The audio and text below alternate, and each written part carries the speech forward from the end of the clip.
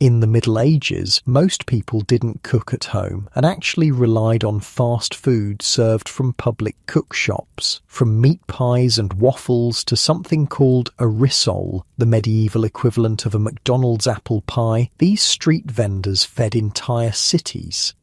Here's what life was really like at the medieval fast food shops that kept everyone alive.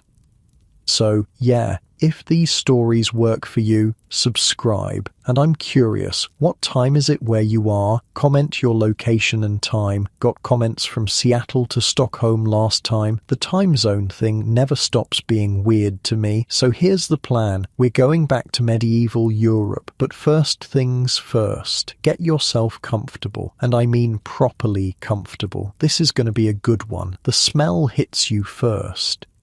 Your eyes aren't even open yet, but your nose is already working overtime. Warm bread, roasting meat, and something sweet, maybe honey, all mixing together in the cool morning air. You're lying on a thin straw mattress in a tiny room above a chandler's shop in medieval London, and your stomach is already growling loud enough to wake the dead.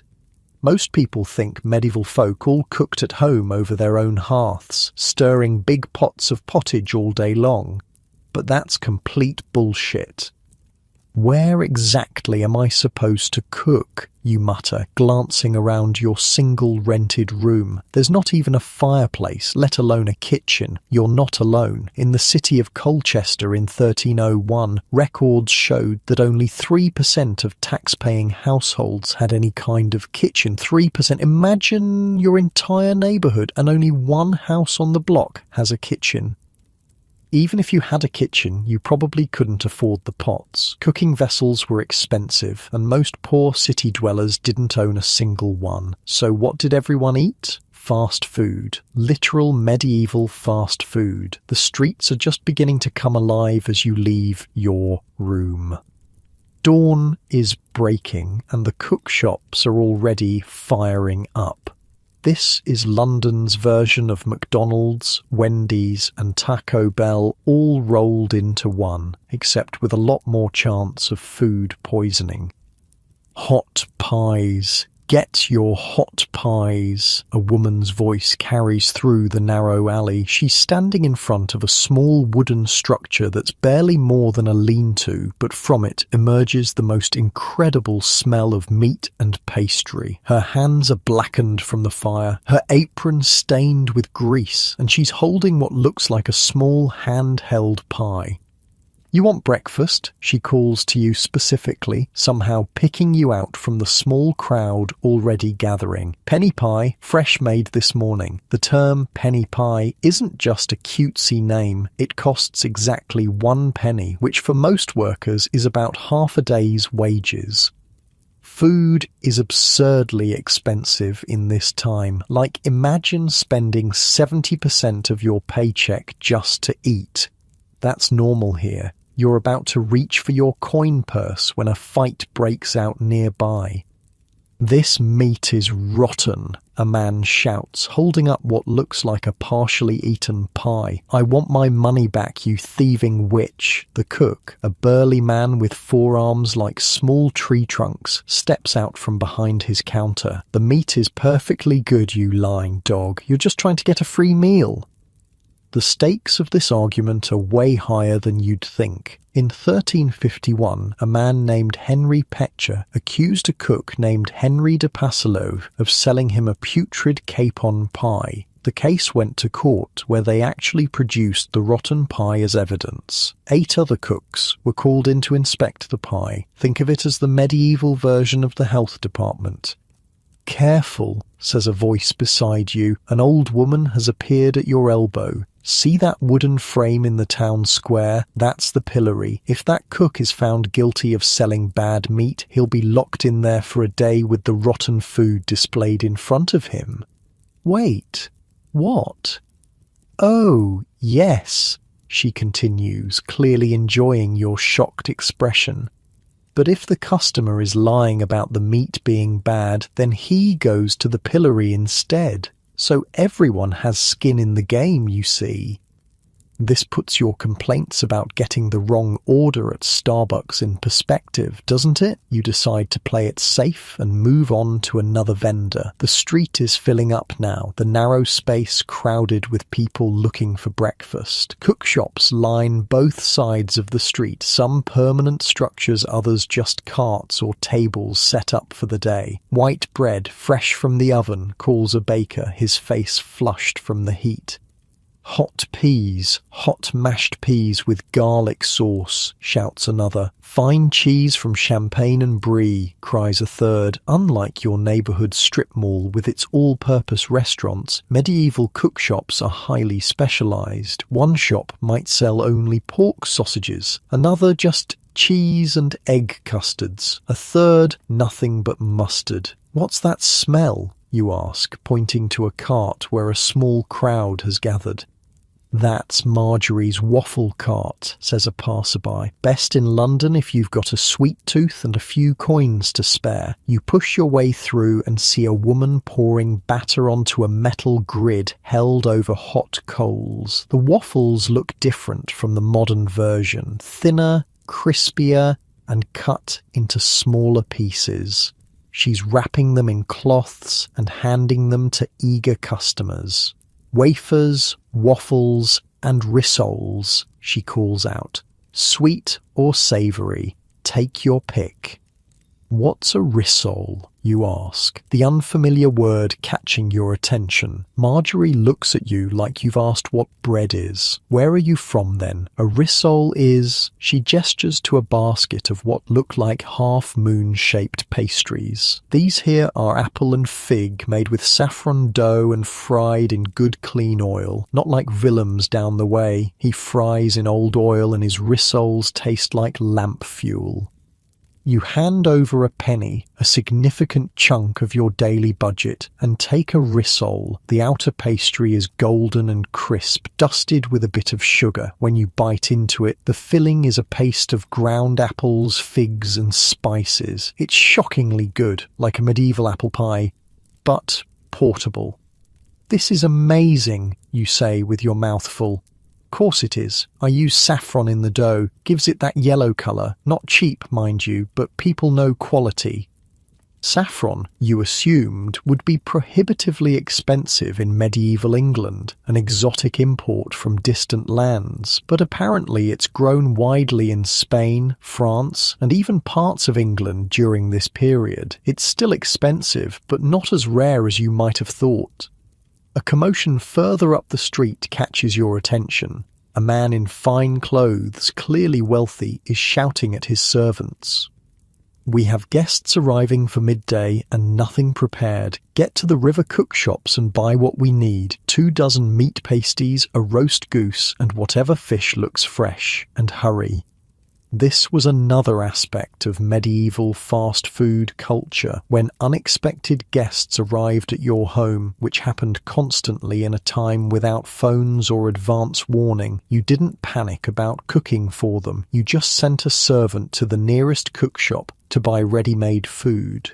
William Fitzstephen, writing around 1170, praised London's riverside cookshops for exactly this purpose.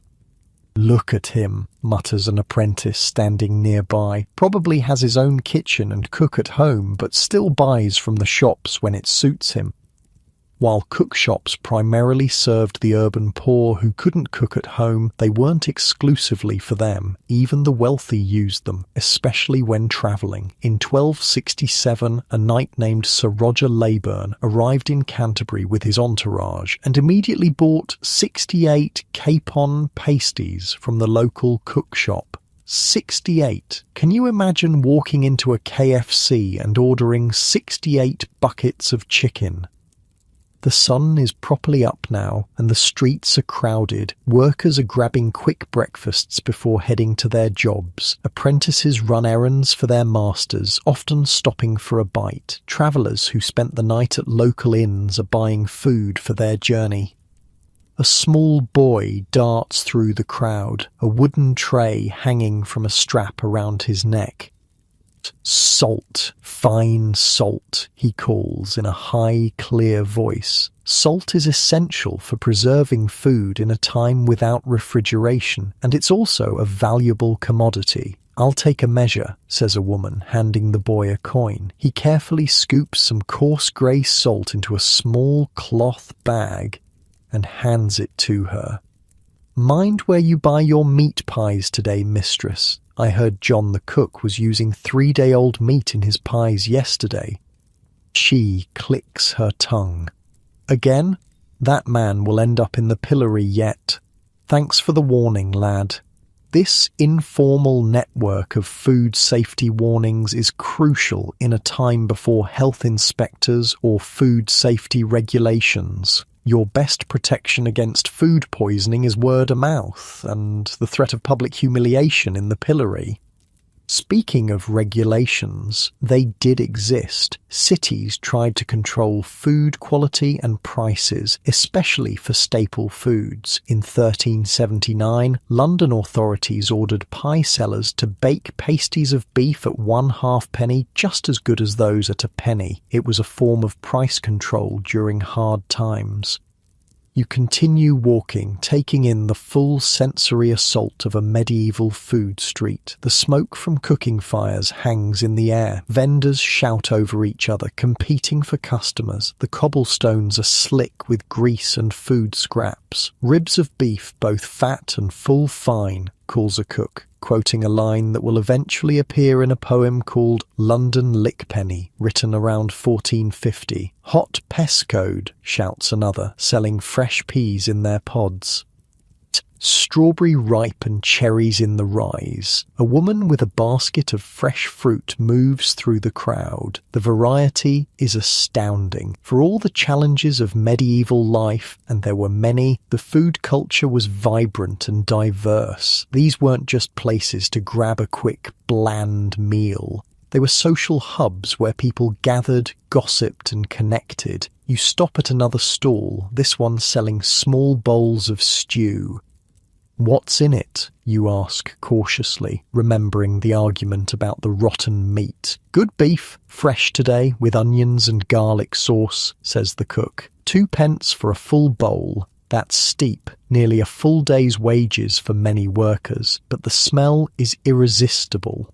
You hand over the coins and take the wooden bowl. The stew is rich and flavourful, with chunks of meat and thick gravy that you sop up with a hunk of bread.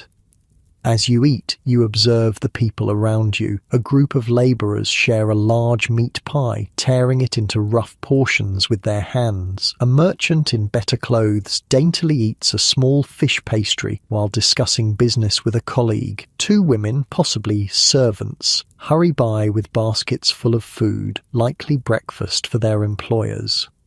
You finish your stew and hand the bowl back to the cook, who rinses it quickly in a bucket before filling it for the next customer. No disposable packaging here. Everything is reused. The morning is advancing, and the character of the food being sold is changing. Breakfast items are giving way to heartier fare for the midday meal. Fresh batches of pies come out of ovens. Meat turns on spits over open fires. The smell is incredible, and occasionally terrible when a whiff of less than fresh ingredients cuts through the general aroma. A cart rumbles by, larger than the others. It has an actual oven built into it, a mobile bakery selling fresh-baked goods throughout the city. The ingenuity is impressive. "That's new," says an old man standing nearby, noting your interest. "Those oven carts. Started seeing them about 10 years ago. Clever idea, bringing the oven to the people instead of making people come to the baker's shop." Innovation in fast food delivery isn't unique to our era of DoorDash and Uber Eats, it seems. As you continue exploring, you notice how the streets with cook shops have earned their names. Many are called Cook's Row or Cock Row, literally naming the street after its primary business. The sun climbs higher in the sky, and your morning exploration of medieval fast food has just begun. There are still so many aspects of this food culture to discover: the regulations, the social dynamics, the economics of it all. You realise that this system, for all its flaws and health hazards, was an essential survival mechanism for medieval city dwellers. Without cookshops, urban life as it existed would have been impossible. These weren't just convenient options, they were necessary infrastructure that kept entire cities fed. And as your stomach rumbles again, you wonder what you'll discover for your midday meal in this world of medieval fast food. The sun is firmly up now and you've had your fill of breakfast pastries, but you're curious about these cookshops. Who runs them? How do they work? What's it like to be on the other side of that counter? You notice a cookshop that's just opening. Unlike the others that have been serving customers since dawn, this one seems to be running a bit behind. Perfect opportunity to see how the sausage gets made. Sometimes literally, the proprietor is a stocky man named Watt, with forearms thickened from years of kneading dough and hefting heavy pots. His day started long before the first customer arrived. Been up since well before cockcrow, he tells you with a yawn when you strike up a conversation. Always am. You glance behind him at the small shop. It's barely more than a covered stall, with a hearth built at the very front where passers-by can see and smell the food cooking. There's a wooden counter worn smooth from years of use, a couple of tables for mixing and preparing food, and shelves lined with pots, bowls, and bundles of herbs.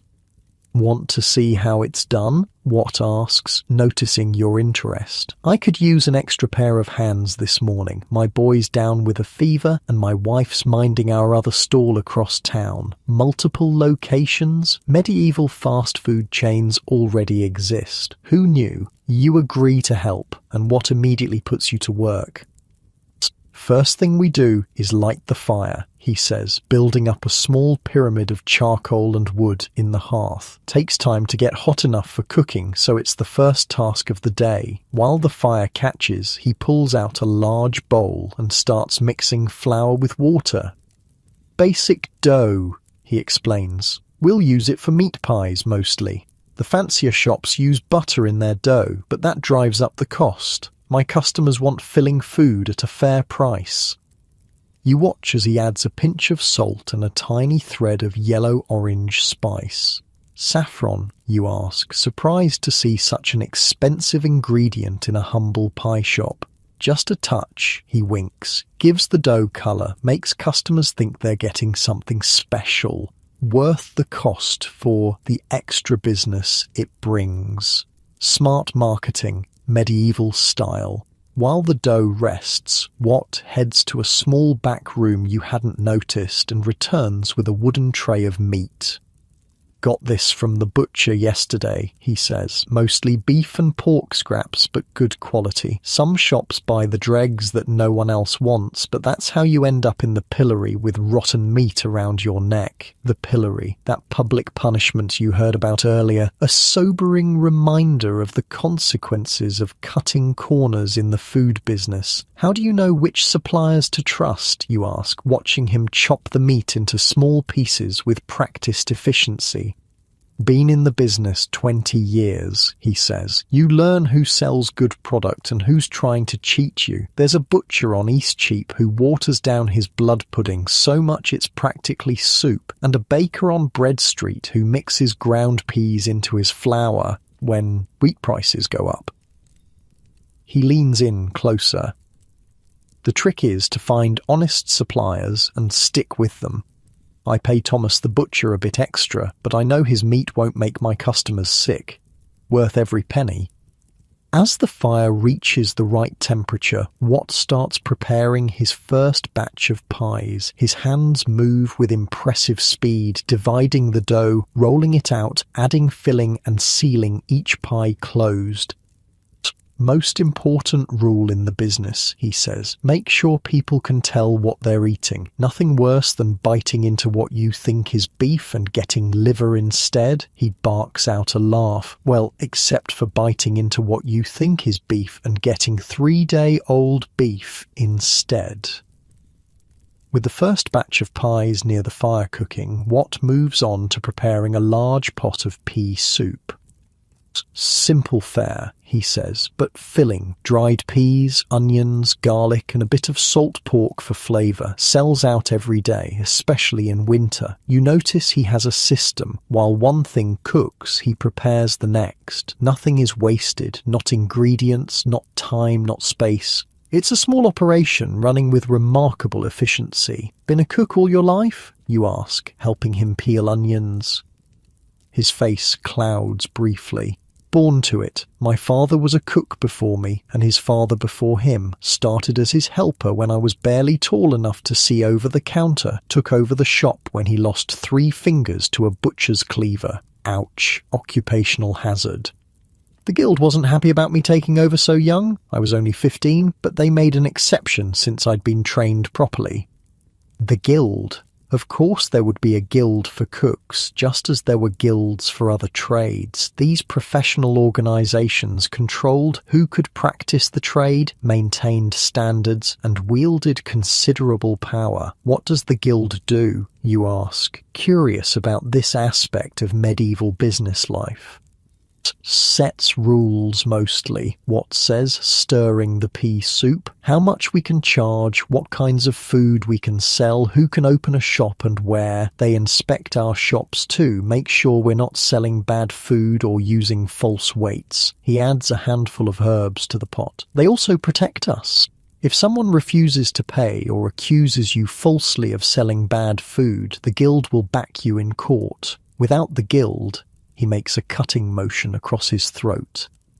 The first customers start arriving, and you watch as Watt transforms from focused cook to cheerful salesman. Hot pies fresh from the fire, he calls out. Best in London, come and taste. A labourer approaches, coins already in hand. The usual Watt, he says. Without missing a beat, Watt hands him a meat pie wrapped in a piece of clean cloth. Beef today, John, just how you like it. Another customer, better dressed, approaches next. What's fresh this morning? Got a new batch of chicken pies with herbs from my wife's garden, Watt says. Worth the extra halfpenny, I promise you. You notice how he tailors his sales pitch to each customer. Simple and straightforward for the labourers who want filling food at a fair price. More elaborate descriptions for wealthier customers who might spend more. As the morning progresses, you help where you can, handing food to customers, stirring the pot of soup, fetching more firewood for the hearth. It's hot, tiring work, and you gain new respect for the people who do this every day. How do you decide what to cook, you ask, during a brief lull in customers? Depends on the season, what's available, and who's buying, Watt explains. Summer means more fresh vegetables and fruits. Winter, it's mostly preserved foods, salted meat, dried peas, root vegetables. Holy days and feast days have their own traditional foods too. He points to a calendar scratched into a wooden board hanging on the wall. You have to plan. Day before a fast day, people feast, so you cook more. During Lent, no meat, so you make fish pies instead. Know your customers' habits, and you'll never go hungry yourself. Business picks up as midday approaches. Workers who grabbed a quick breakfast earlier now return for their main meal of the day. The small space in front of Watt's shop fills with people eating, talking, and taking brief respite from their labours. You notice a group of men in similar clothing eating together, sharing a large meat pie and several small loaves of bread. Mason's Guild, Watt explains, following your gaze. Working on the new church, they pool their money for food, get more that way. Collective buying power, another thing that isn't as modern as we might think. A woman approaches the shop, her clothing modest, but of good quality. She speaks quietly to Watt, who nods and begins gathering various foods. Several meat pies, a container of soup, some bread, and a small sweet pastry. Mistress Marjorie, he explains after she leaves with her purchases, buys for her master's household when they have unexpected guests. Happens more often than you'd think. Someone arrives from out of town, no warning, and suddenly you need to feed 12 people by midday. This was a common use for cookshops among the wealthier households. Even those with their own kitchens and cooks would turn to the cookshops when entertaining unexpected visitors or hosting large gatherings.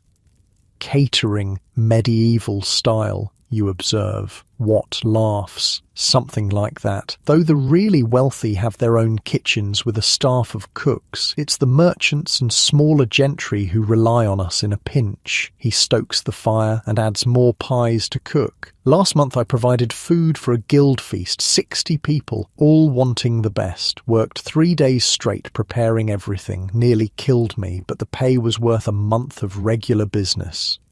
As he speaks, a city official walks by, identifiable by his clothing and the small badge of office he wears. He glances at Watt's shop, noting the cleanliness of the counter and the quality of the food on display. Inspector, Watt murmurs under his breath, looking for violations. What kind of violations? You ask once the man has moved on. All sorts, using bad ingredients, selling yesterday's pies as fresh, charging more than the regulated price, having dirty counters or utensils. He ticks them off on his fingers. The fines are steep, and if you're caught too many times, you can lose your right to trade. Or worse, the pillory. The pillory again, clearly the spectre that haunts all food vendors.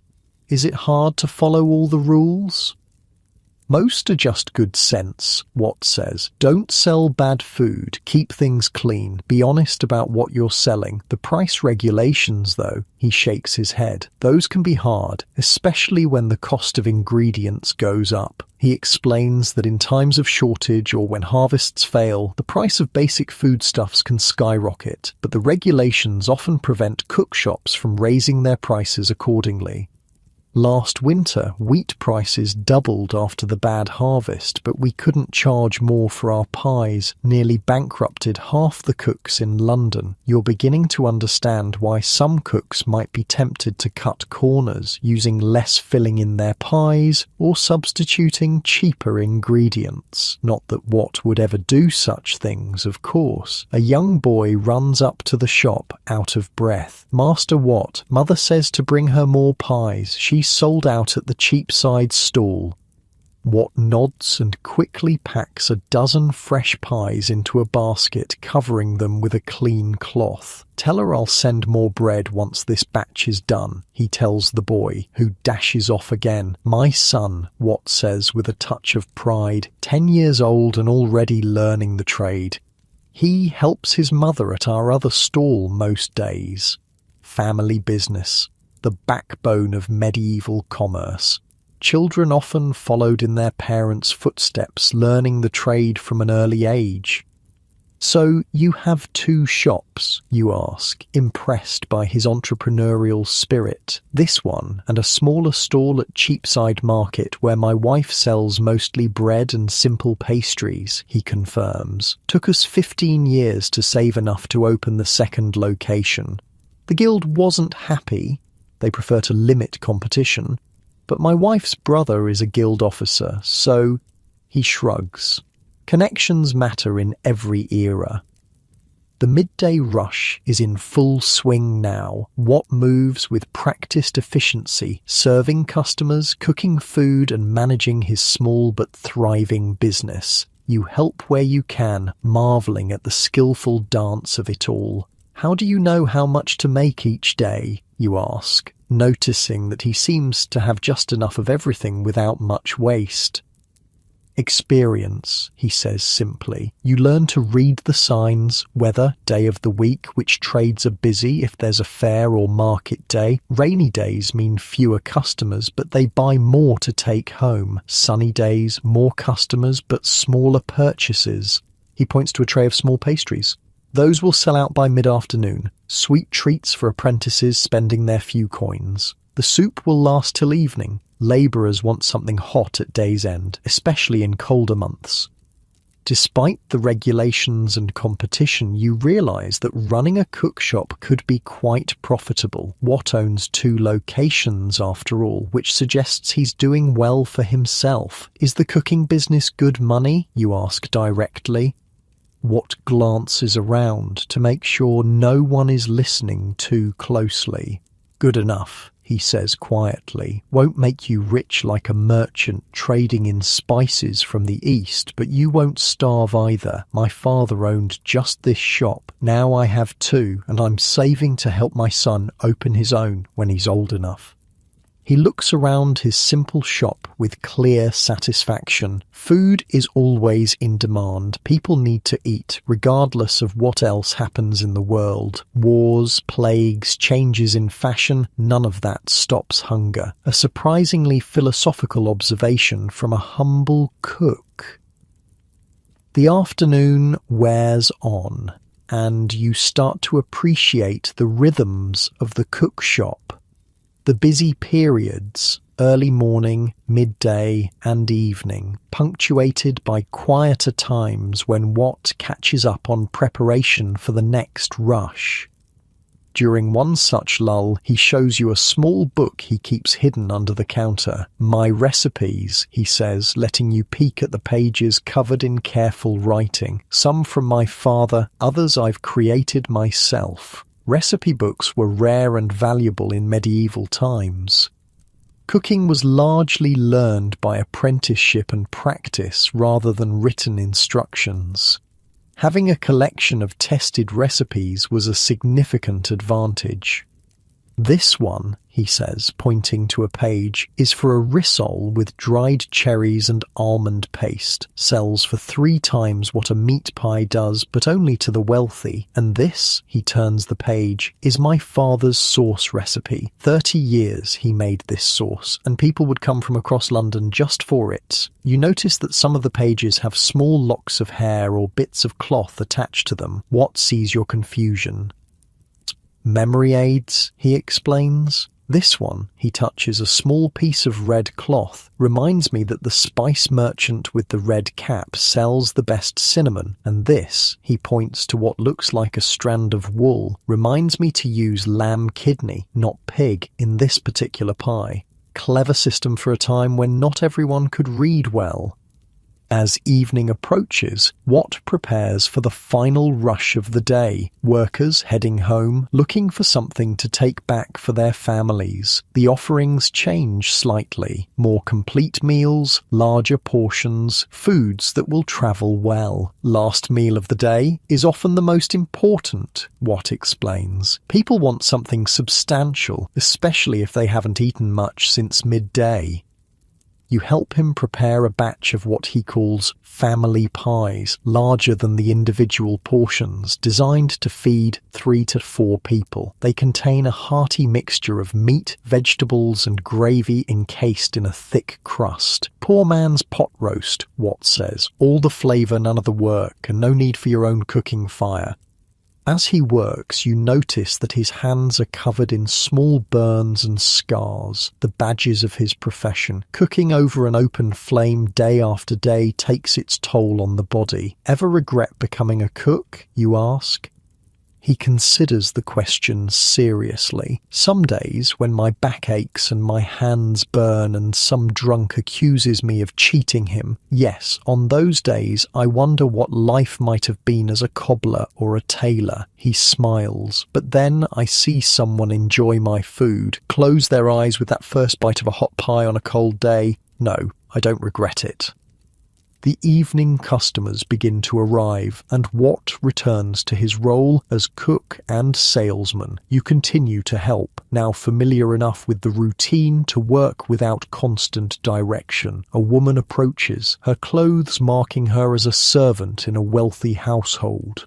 Master Watt, my mistress is hosting guests tomorrow and needs 3 meat pies, 2 fish pies, and a large rissole with apples and figs.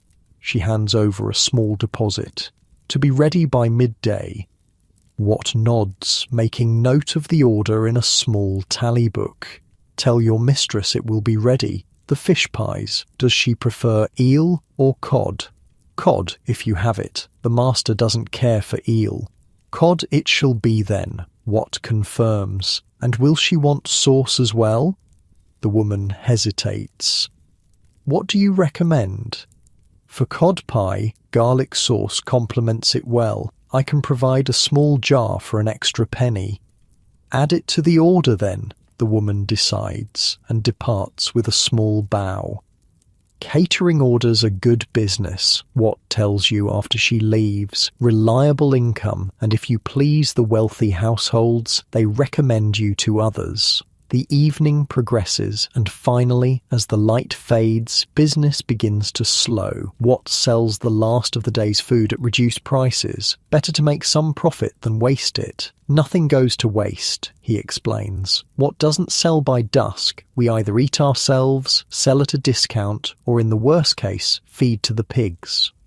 A man in ragged clothing approaches the shop hesitantly. Watt nods to him and wraps the last 2 meat pies in a cloth, handing them over. The man mumbles thanks and slips away. No money exchanged, you observe. My cousin, Watt says simply, lost his hand in a mill accident last year. Can't work. His children would go hungry otherwise. Even in the cutthroat world of medieval commerce, family obligations run deep.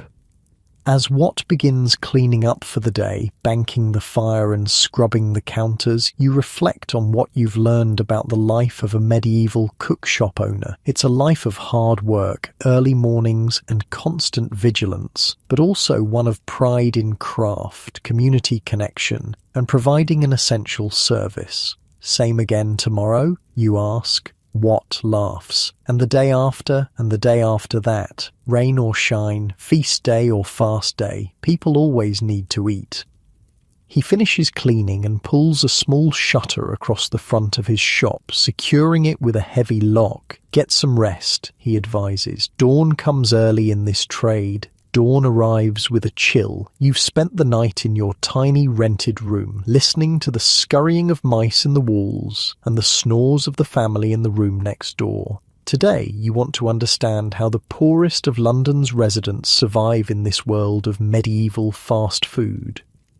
You head to one of the poorer districts where the buildings lean precariously over narrow, filthy streets. Here, the houses are divided into multiple tiny rooms, each housing an entire family or several single labourers. Privacy is a luxury few can afford. The first thing you notice is the absence of chimneys on most buildings. No chimneys means no hearths, which means no way to cook.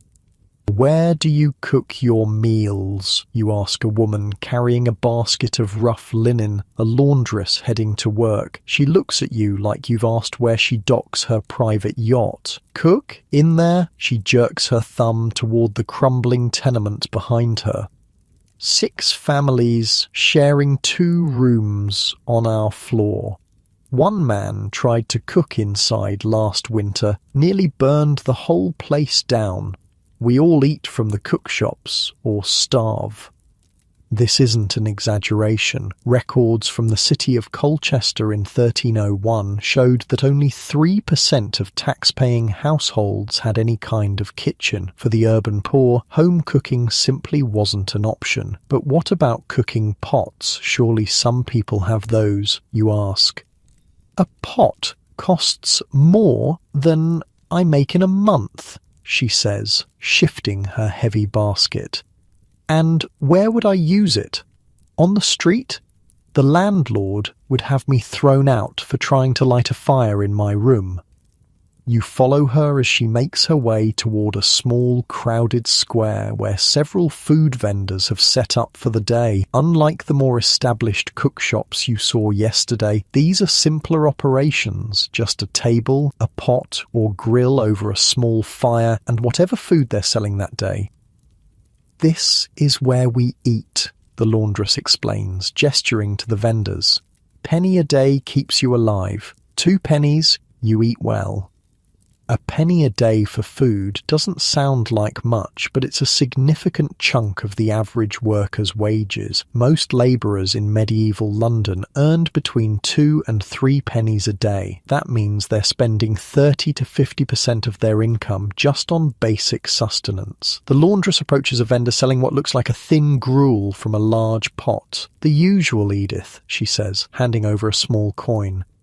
The vendor, an elderly woman with hands so gnarled they look like tree roots, ladles a portion of steaming gruel into a wooden bowl. "Extra onion today, Agnes," the old woman says. "No extra charge." "Bless you," Agnes the laundress replies, accepting the bowl gratefully. You follow her example and buy a bowl for yourself. The gruel is watery but surprisingly flavorful, made from barley with bits of onion and herbs for taste. It's hot, filling and cheap, exactly what a labourer needs to start the day. Most days this is breakfast, Agnes explains between spoonfuls. Sometimes it's breakfast and dinner both, if work is scarce. As you eat, you observe the other customers, labourers in rough clothing, apprentices in slightly better attire, women in simple dresses, the working poor of London. They eat quickly, standing up before rushing off to their jobs. No one sits down to eat, you ask? Sit where? Agnes laughs.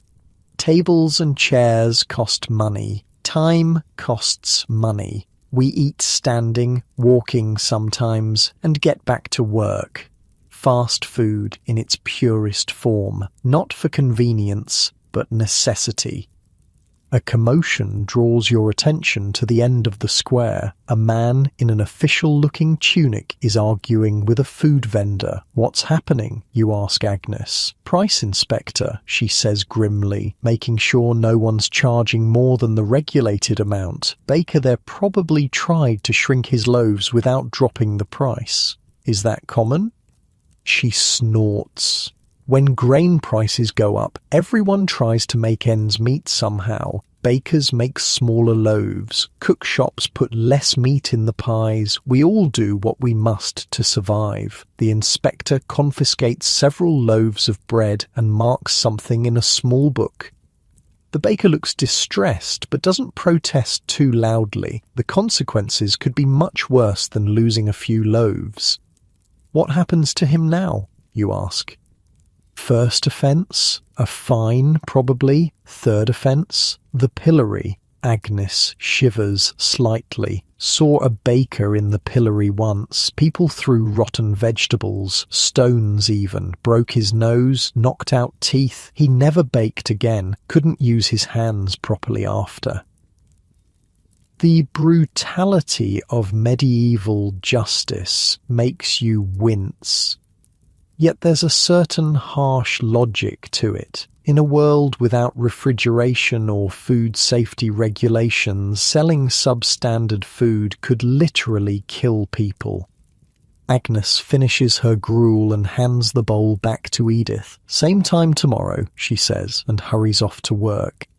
You continue exploring the square, examining the various food options available to the poor. One vendor sells thin pancakes cooked on a flat stone over a fire. Another offers small cups of ale, watery but safer than most water sources in the city. A third has a selection of penny pies, much smaller and with less filling than the ones you saw in the wealthier areas, but still hot and nourishing. A man catches your eye. He's watching the food vendors with obvious hunger, but his clothing is ragged and he seems hesitant to approach. You realise he might not even have a penny for the cheapest food available. What happens to those who can't afford even this? You ask a nearby apprentice who's wolfing down a small meat pie. He follows your gaze to the ragged man. Church alms, begging, theft, he says matter-of-factly. Hospitals feed some. Most parishes have a bread dole once a week. Not enough, but something. As if on cue, church bells begin to ring from a nearby parish church. The ragged man's head jerks up and he hurries toward the sound, along with several other desperately poor individuals. Wednesday bread dole, the apprentice explains. They give a small loaf to anyone in the parish who needs it. Been that way since my grandfather's time. You follow the small crowd to the church, curious to see this medieval welfare system in action. At the church gate, a priest and 2 assistants are handing out small loaves of dark bread to a line of people, mostly elderly, disabled, or women with small children. The ragged man joins the line, head bowed. The truly destitute rely on charity, explains an older woman standing near you, noticing your interest. Cookshops are for those with at least some coins to spend. And if charity isn't enough, you ask? Her expression darkens. People starve, not as much in good years, but when harvests fail. She trails off, then adds, winter of 1315, after the rains ruined the crops, they say 1 in 10 in London died before spring. The poor first, always the poor first. The harsh reality of medieval survival hits you. The cookshops provide an essential service, but they're still businesses. If you can't pay, you don't eat. You return to the square where the morning food vendors are starting to pack up as midday approaches. New vendors arrive, setting up for the main meal of the day. The offerings are slightly heartier, more substantial pies, a thick pottage with floating bits of vegetables and occasional meat, bread with drippings. An older man sets up a cart with a small brazier on which he begins to cook what looks like sausages. Best penny sausages in London, he calls out. Pork and herbs, made fresh this morning. You buy one, wrapped in a piece of bread. The sausage is fatty and heavily spiced. The spices likely hiding the taste of meat that's not entirely fresh. Still, it's hot, filling, and costs just 1 penny. How do people budget for food, you ask the sausage seller during a lull in customers.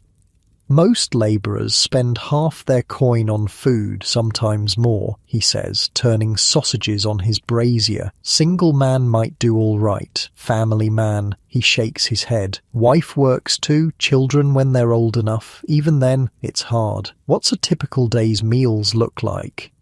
For a labourer with steady work, gruel or bread in the morning, bread and ale midday, maybe with cheese or an onion if they're flush. Evening, a penny pie or pottage to share with the family. He pokes at his sausages. Bad week, maybe just bread all day or even nothing in the morning, and so. As you eat your sausage, you notice a group of men in similar clothing pooling their coins to buy food together. They purchase a larger pie and several loaves, then divide everything between them. Masons, the sausage seller explains, working on the new church tower, buy together, save a bit that way, smart lads. Collective purchasing, a medieval survival strategy. By pooling resources, workers can buy in slightly larger quantities and get better value. You see other examples of this around the square. 2 women sharing a bowl of pottage, a family dividing a single large pie, apprentices from the same workshop eating communally from a shared pot. "Hey, you there," calls a voice. You turn to see a harried-looking woman gesturing to you. "You're new here, looking for work?" "Perhaps," you say, curious. "My husband runs the tannery over on Leather Lane. Always needs strong backs to haul hides." She looks you up and down. "Pays 3 pennies a day in summer, 2 in winter when work slows. Start tomorrow if you want." 3 pennies a day. Enough to survive, but barely. If you spent 1 penny on breakfast, 1 on dinner, and saved 1 for rent and all other expenses, there's no margin for error. 1 illness, 1 day without work, and hunger follows close behind. "I'll think on it," you tell her. She shrugs and moves on, looking for other potential workers. Labour is always needed in the city, but it's rarely well paid. The midday meal crowd thins as people return to work. You continue exploring, making your way to another neighbourhood, still poor but not quite as desperate as the first. Here, the housing is slightly better. Some buildings have proper hearths with chimneys, though many families still share a single fire. In the small squares and on street corners, food vendors still do brisk business. A woman sits by a small fire, cooking what appear to be small fish on sticks. "Fresh sprats," she calls. 3 for a penny. The tiny fish are cooked whole, head, tail, everything, and eaten that way too. You buy 3 and find them crispy and salty. Not substantial, but the oily fish provides important nutrients often missing from the poor diet of bread and pottage. Most here can cook a bit at home, explains the fish seller when you ask. But who has the time? Men work from dawn to dusk. Women too, many of them. Spinning, weaving, laundry, childcare. Easier to buy ready food than spend hours cooking. It's a reminder that cook shops serve not just those who cannot cook at home, but also those who have no time to do so. As afternoon wears on, you make your way back toward the first neighborhood. The evening food vendors are setting up, preparing for workers returning home. The offerings are similar to what you saw at midday, but with more emphasis on food that can be taken home to share with family. Family pies, calls a ruddy-faced cook, displaying large pies about the size of your two hands together. Feed 4 for 3p. Compared to individual servings, these family-sized portions offer better value, but they still represent a significant outlay for a poor family. You notice a group of children hanging around the edges of the square, watching the food vendors with hungry eyes. One breaks away from the group and approaches a vendor selling the last of his morning bread at a discount. "Please, master, any scraps for my mother? She's sick abed," the child says, voice practiced in the art of pitiful begging. The vendor hesitates, then wraps a small end of bread in a cloth and hands it to the child. "Tell her to get well soon," he says gruffly. The child scampers off, clutching the precious food. The other children try their luck with different vendors with varying success. Some receive small scraps, others are shooed away. "Street children," says a woman beside you, watching the scene.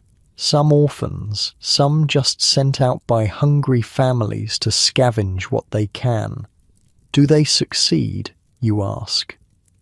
"Often enough to keep trying," she says. Most vendors have some soft spot, especially at day's end when food would go to waste otherwise. Rather give it to a hungry child than throw it to the pigs. Evening settles over the city, and the working poor of London make their way home, many stopping to purchase their final meal of the day. You watch a labourer counting out pennies carefully before buying a family pie and a small loaf of bread. Likely all his family will eat that evening. Near the edge of the square, you notice something you hadn't seen earlier, a large pot sitting over a communal fire. Several women are adding ingredients to the pot, while others stir it occasionally. "What's happening there?" you ask a passing man. "Community pot," he explains. "Each family contributes what they can, an onion, a turnip, a bone with some meat still on it, better than what any could make alone." You move closer to observe this cooperative cooking arrangement. Unlike the individual vendor stalls, this is not a commercial enterprise, but a collective survival strategy. Each contributor will take a portion of the final stew for their family, based roughly on what they put in. A grey-haired woman seems to be supervising the cooking, occasionally tasting the broth and adding pinches of salt or dried herbs from a small pouch. "Been doing this every third day for 20 years now," she tells you when you express interest. "Started in the bad winter of 91 when coal was too dear for each family to have their own fire. Found it worked well enough to keep going, even in better times."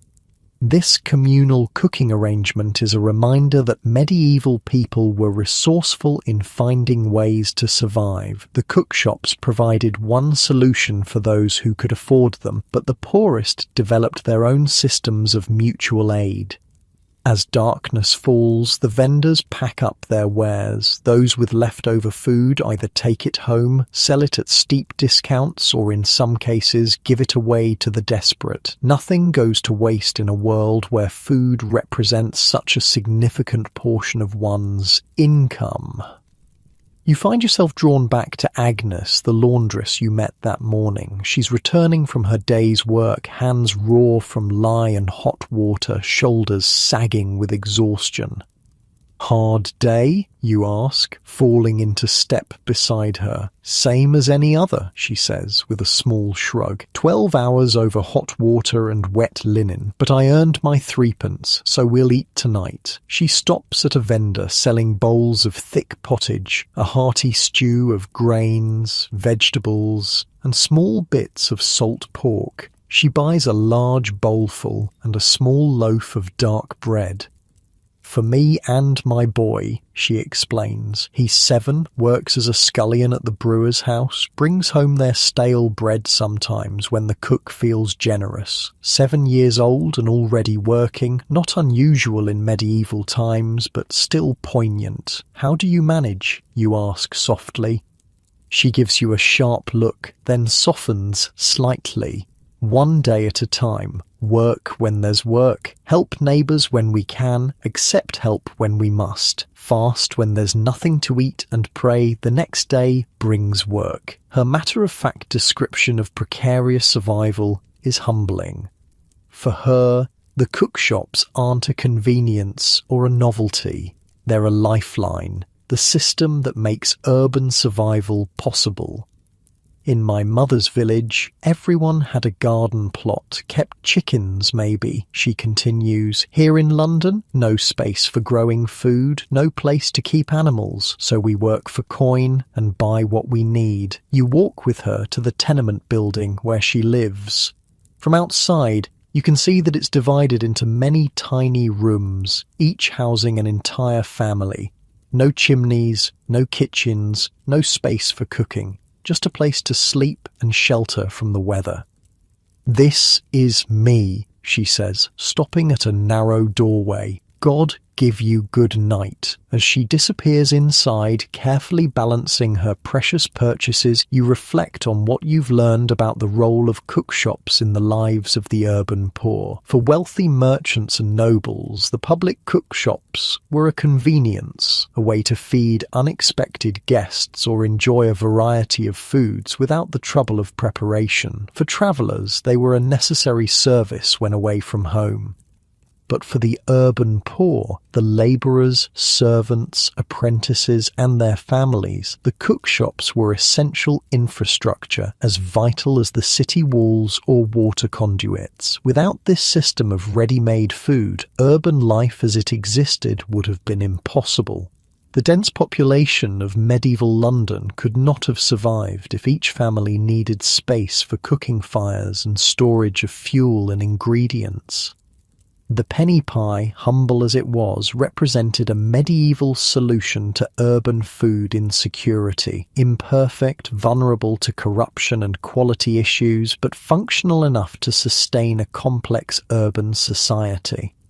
As night falls completely, the cookshop fires die down across the city, but come dawn they'll be lit again, ready to feed the hungry masses of London for another day. Morning finds you wandering through the market area again. This time your attention is drawn to a small crowd gathering near the town square. People are murmuring excitedly, and several are pointing toward a wooden structure at the centre of the square. What's happening? You ask a young boy who seems to be bouncing with excitement. Cook's going in the pillory, he explains, eyes wide. Sold a bad pie to Master Fletcher yesterday. They say it nearly killed him. Ah, the pillory, that dreaded punishment you've heard mentioned repeatedly since arriving. Now you'll get to see it in action. The crowd parts as 2 guards lead a dishevelled man toward the wooden frame. It's a simple but effective device, a hinged wooden board with holes for the head and hands. Once locked in place, the offender is stuck there, unable to move, completely at the mercy of public ridicule and abuse. "That's Hugh the cook," whispers a woman near you. "Had a shop on Bread Street for 15 years, never thought he'd be one to sell bad meat." The guards secure the cook in the pillory, his head and hands protruding through the holes. A third official pins a parchment to the wood above him, a description of his crime for all to see. For the crime of selling putrid meat in a pie, the official announces loudly, Hugh Baker is sentenced to stand in the pillory from prime until vespers. He holds up a small, partially eaten pie, and the offending item shall be displayed before him as witness to his crime. The crowd murmurs. Some look sympathetic, others disgusted. A few of the more aggressive onlookers have already picked up small bits of garbage from the street. Is this common? You ask the woman beside you. Common enough, she replies, especially when food prices rise. Cooks get desperate, try to stretch their ingredients further than they should.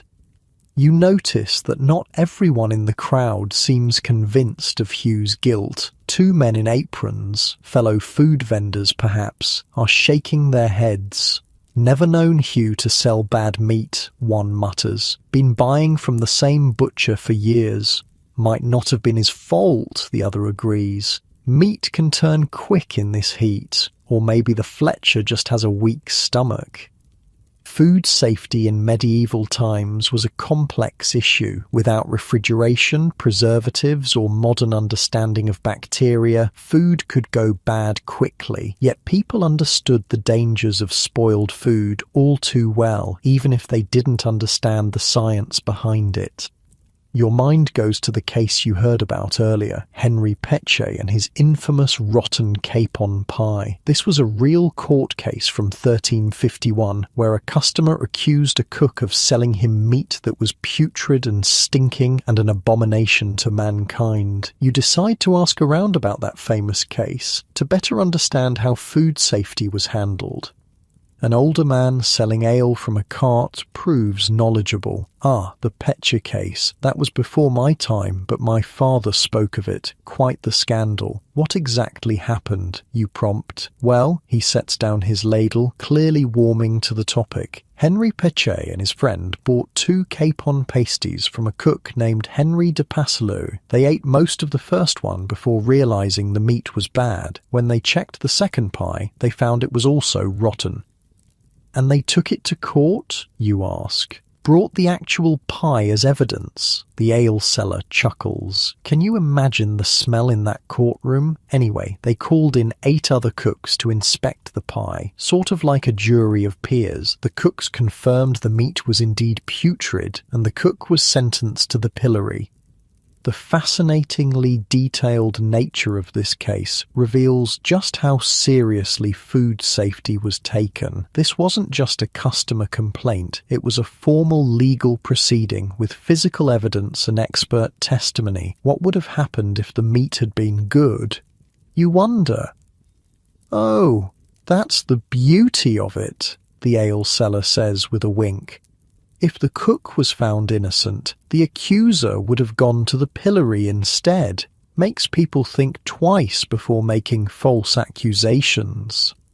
This system created a certain balance. Cooks were deterred from selling bad food by the threat of public punishment, but customers were equally deterred from making false claims. Your attention is drawn back to Hugh in the pillory as someone throws a rotten turnip at him. It splatters against the wood just inches from his face. The crowd laughs. That's not right, says a stern voice. A well-dressed man pushes through the crowd, his clothing marking him as a guild official of some kind. This man has been sentenced to public shame, not assault. The next person who throws anything will answer to the watch. The crowd quiets somewhat under his authoritative glare. The guild official approaches Hugh and speaks to him briefly, too quietly for you to hear. "Who's that?" you ask a nearby apprentice. "Master Thorne, head of the Cook's Guild," the boy explains. He takes food quality very seriously, inspects cook shops himself sometimes. The guilds, those professional organizations that controlled various trades, played a crucial role in maintaining standards. A cook who repeatedly sold bad food wasn't just breaking the law, he was damaging the reputation of all cooks. The guild had a vested interest in maintaining quality and punishing offenders. You follow Master Thorn as he leaves the square, curious to learn more about how food was regulated. He walks briskly through the streets, occasionally stopping to glance into cook shops along the way. At one shop, he pauses longer, watching as the cook prepares pies for the midday rush. Without warning, he approaches the counter. "Master Simmons," he says firmly, "may I inspect your meat?" The cook, a nervous-looking man with a thin moustache, nods quickly. "Of course, Master Thorn. Just got it fresh from the butcher this morning." Thorn examines the meat carefully, prodding it with a finger and even sniffing it. He nods, apparently satisfied. "And your bread?" he asks. The cook gestures to a stack of small loaves. Thorn breaks one open, checking the texture and sniffing again. "All seems in order," he says finally. "Carry on."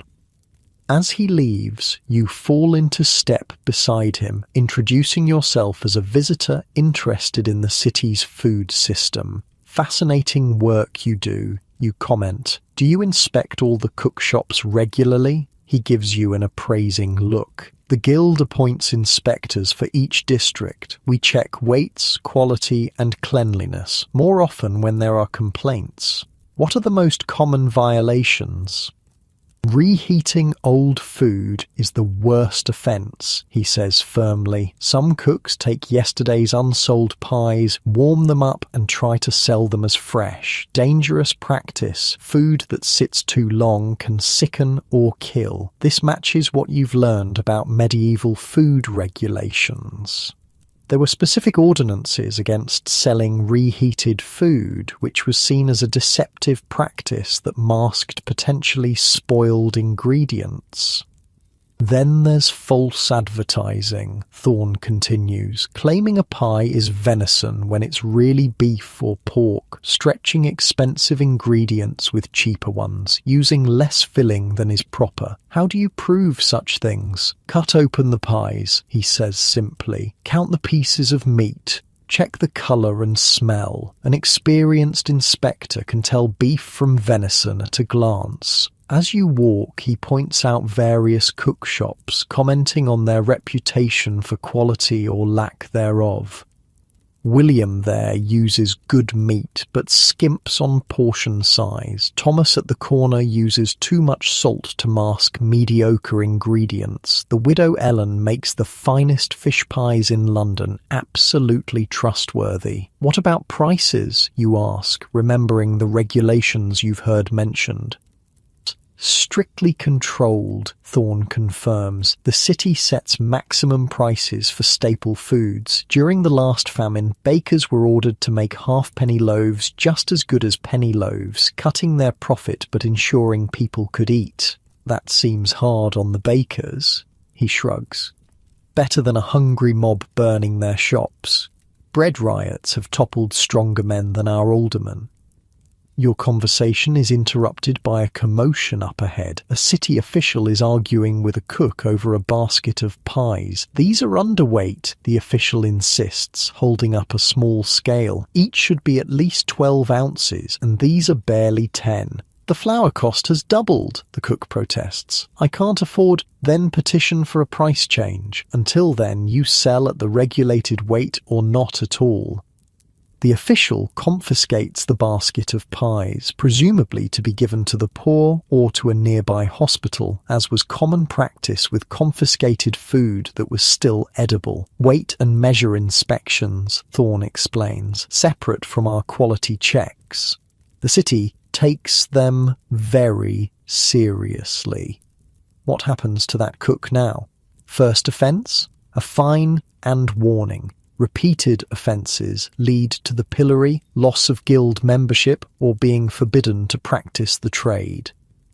Medieval regulation was surprisingly comprehensive, you're learning. Without modern technology for ensuring food safety, they relied on strict rules, regular inspections, and harsh public punishments for violators. As midday approaches, you thank Thorne for his insights and continue your exploration.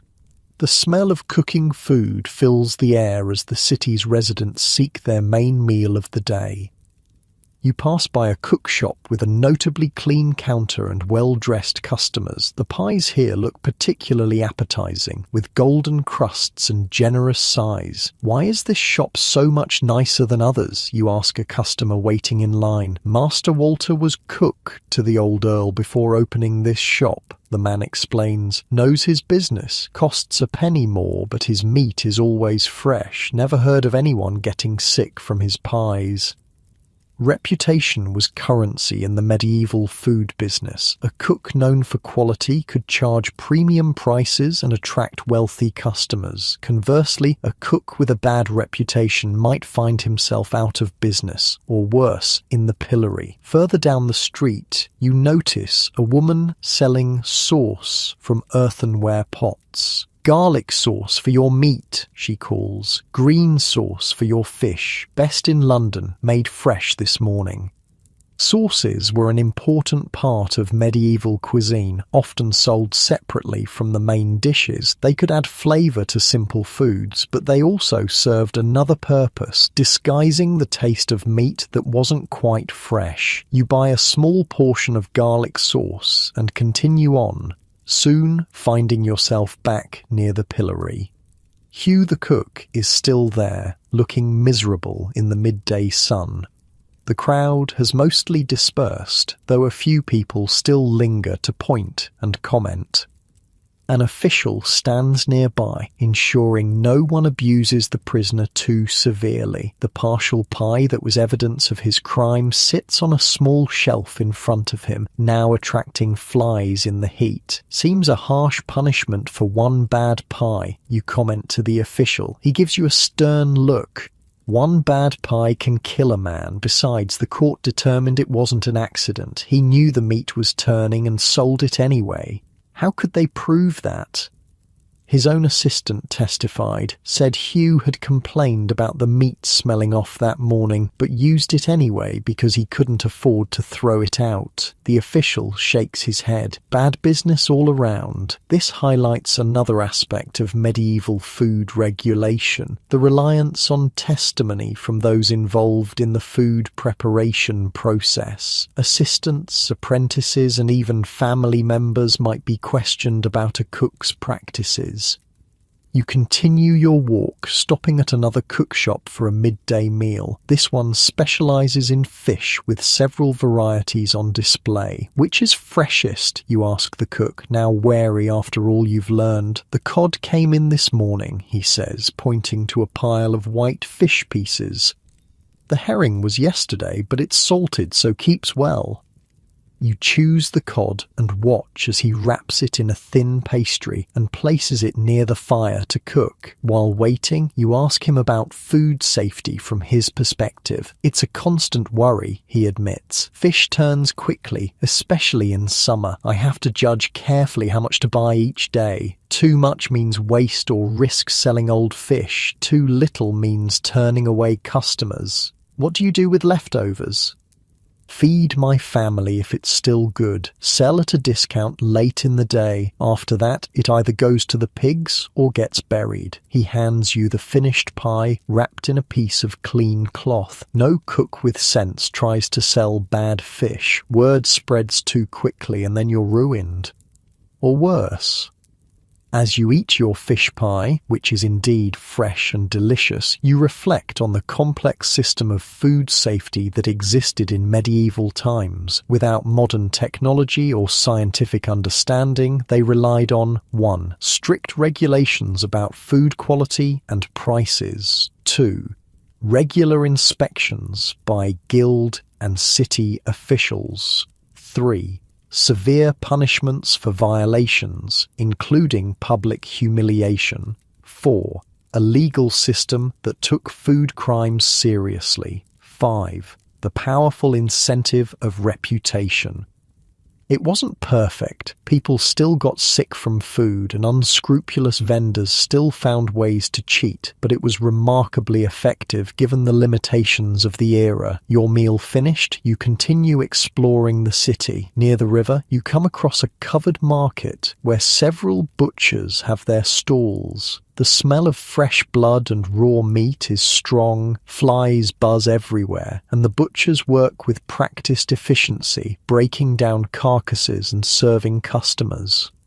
"Looking for something specific?" asks a butcher, noticing your interest. "Just observing," you say. "How do cook shops know which butchers to trust?" He laughs. "They know. Word gets around. Butchers like me who sell fresh meat at a fair price get the steady business. Those who try to pass off old meat or short weight don't last long." "Do you work with particular cook shops regularly?" "Got 6 shops that buy from me every morning," he says with pride. "Been serving them for years. They know what to expect, and I know what they need." These established relationships were another safeguard in the food system. Cooks who found reliable suppliers stuck with them, creating mutual accountability. As afternoon begins to fade toward evening, you make your way back toward the center of town. The cook shops are preparing for the evening rush, when workers will buy food to take home to their families. You pass Hugh again, still in the pillory, but looking even more dejected than before. His ordeal is nearly over. Vespers bells will soon ring, signaling the end of his public punishment, but the damage to his reputation may be permanent. A woman stops in front of him, arms crossed. "My boy was sick 3 days after eating one of your pies last month. Was that bad meat too, I wonder?" Hugh can't respond effectively, trapped as he is, but his eyes show a mix of shame and resentment. Another passerby spits on the ground near the pillory. Should lose his shop for good, he should. Can't trust a man who'd poison customers for profit. But not everyone is so condemning. An elderly man pauses to offer Hugh a drink of water, holding a cup to his lips since his hands are restrained. "There but for God's grace go any of us," the old man murmurs. "Mistakes happen in every trade." This spectrum of reactions reveals the complex social dynamics around food safety. For most medieval city dwellers, the cook shops were an essential service. They couldn't survive without them, but that dependence created vulnerability. If you couldn't trust the food you were sold, what options did you have?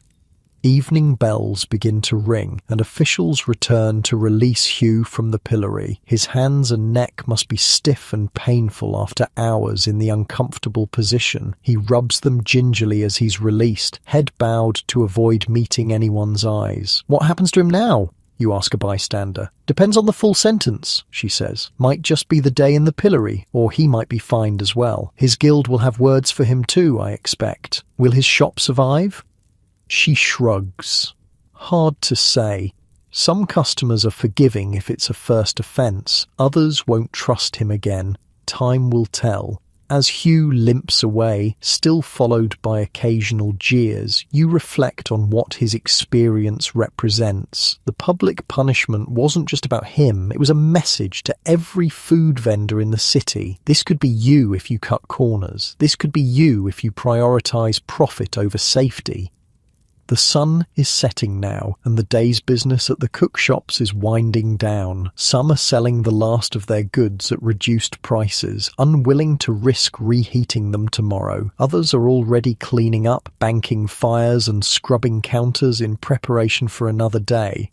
You stop at one last shop, a small but clean establishment run by an elderly couple. Their pies are simple but smell wonderful, and they serve them with a smile to each customer.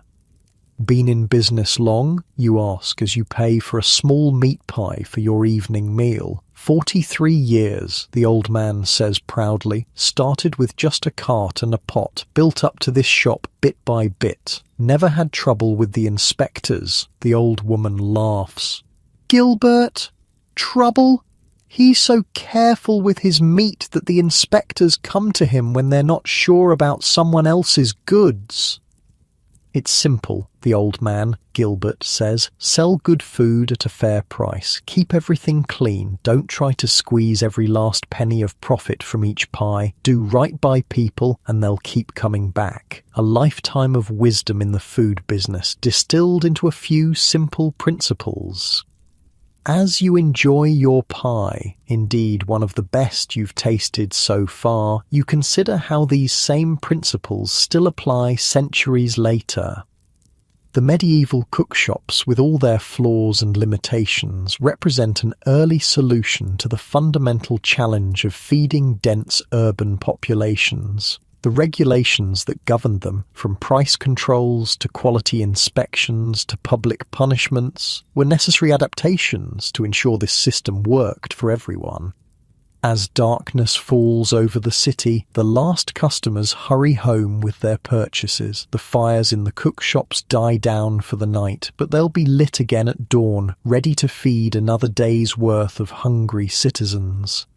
And in the shadows, city officials and guild inspectors will continue their vigilance, ensuring that the food that sustains London remains, if not always delicious, at least safe enough to eat. Morning arrives with a commotion outside your window. You peer out to see a crowd gathering around a raised wooden platform in the small square. In the centre stands a wooden frame with 3 holes. The pillory, that dreaded instrument of public punishment you've heard mentioned repeatedly.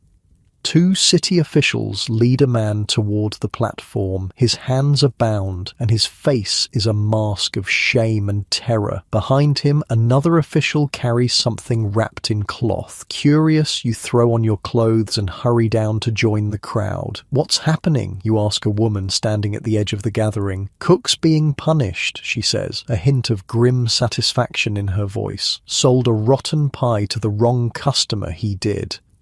You push closer, and now you can see the man more clearly. He's middle-aged, with the thick forearms and calloused hands of someone who's spent years working with food, a cook being led to public humiliation and likely the end of his livelihood. Henry de Passalou, announces one of the officials in a loud voice, convicted of knowingly selling putrid and unwholesome food to the danger of the king's subjects and against the ordinances of this city.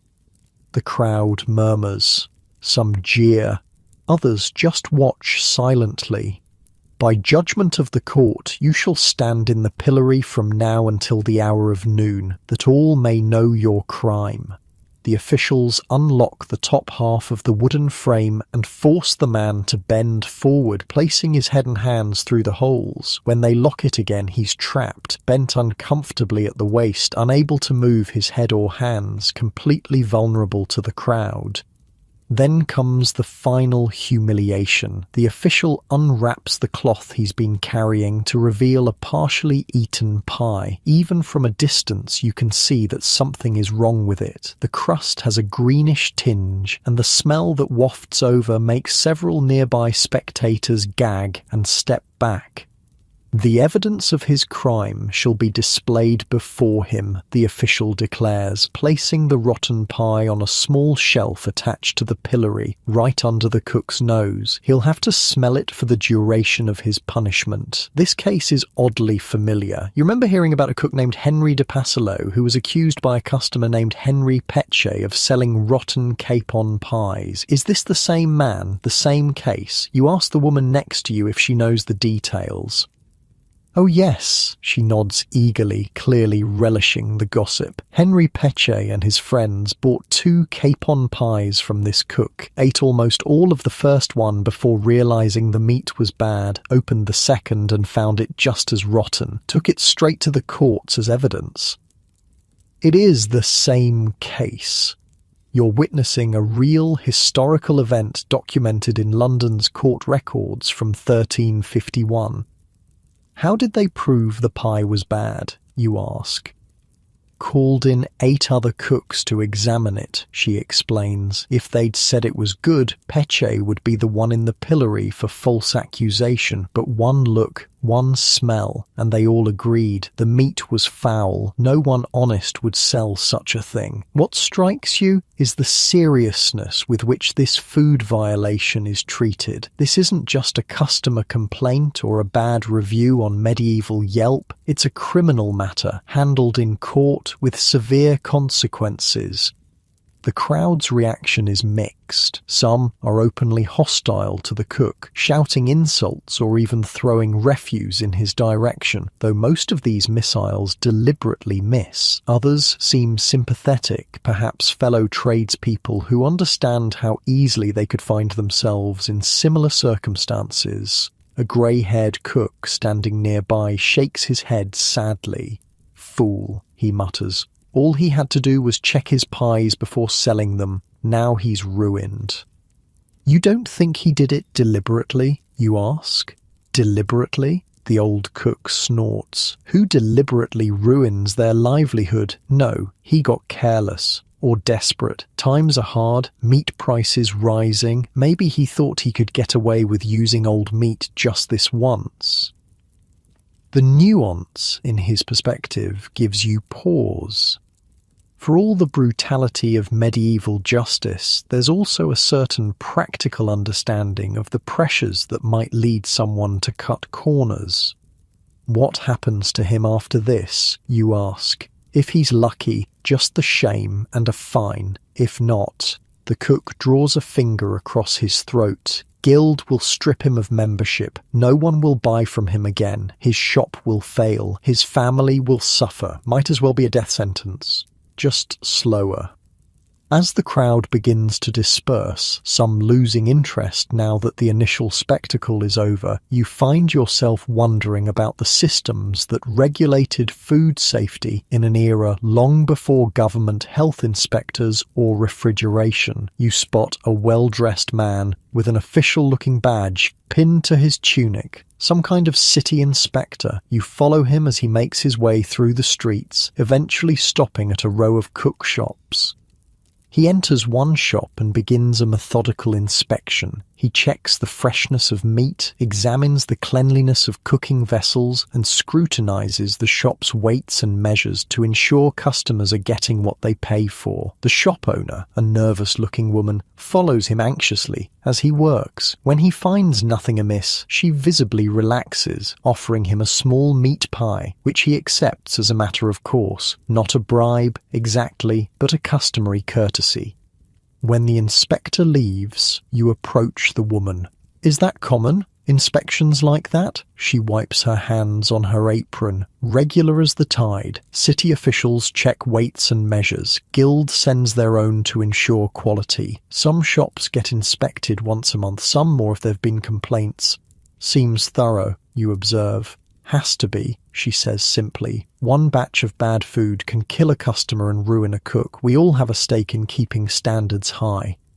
This regulated system surprises you. The popular image of the Middle Ages as a time of complete disregard for cleanliness and health doesn't match what you're seeing. Yes, by modern standards, conditions are primitive, but within the constraints of medieval knowledge and technology, significant efforts are made to ensure food safety.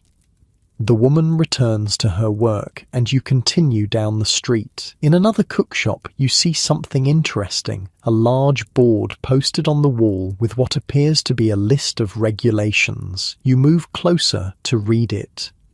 The text, written in a mixture of Latin and Middle English, spells out rules for cooks operating in this part of London. Meat must be fresh and wholesome. Bread must be of proper weight and quality. No cook shall reheat meat for resale. Prices shall not exceed those set by ordinance. All measures must be true and marked with the city's seal. Offal and leftovers from noble houses shall not be purchased for resale. The prohibition against reheating meat catches your attention. You've heard this mentioned before, but now you understand it was actually codified in law. "Excuse me," you say to the shop's proprietor, "why is reheating meat so specifically forbidden?" He glances at the regulation board. Because it's how dishonest cooks hide old meat, he explains. Cook it once, doesn't sell, getting questionable. Cook it again to kill the smell, hide the colour, dangerous practice. Hence, twice hot and twice cold is the mark of a bad cook. You recognise the phrase from Chaucer's Canterbury Tales, where he describes the cook Roger of Ware selling pies that hath been twice hot and twice cold. It wasn't just a literary flourish, it was referencing a serious food safety violation that medieval people understood well. Has anyone ever been caught violating these rules? You ask. The cook laughs without humour. Just this morning, poor Henry in the pillory, but he's hardly the first. Last month, a baker was caught using ground peas to extend his flour. Month before, a woman selling pottage with meat that was more rot than flesh. And they all went to the pillory? Or paid heavy fines if they had the coin. 3 violations, you lose your right to trade. Guild won't have you, city won't license you. He shakes his head. Easier to follow the rules. The mention of the guild reminds you of another important layer in medieval food regulation. Beyond city officials, the Guild of Cooks exercised significant control over who could practice the trade and how they operated. You make your way to a substantial building marked with the emblem of the Cooks Guild. Inside, a meeting is just breaking up. Cooks of various ages discussing guild business before returning to their shops. You approach an older man who seems to hold some authority, introducing yourself as a visitor interested in the cook's trade. The guild sets standards, he explains, when you ask about their role in food safety. We decide who can become a cook through apprenticeship. We inspect members' shops. We advise the city on regulations. And you enforce those regulations? Along with the city officials, yes, a cook who violates our standards answers to the guild first. We might impose fines, require additional supervision, even suspend membership in serious cases. What about that cook in the pillory today? What happens to him now? The guild official's expression darkens. Henry?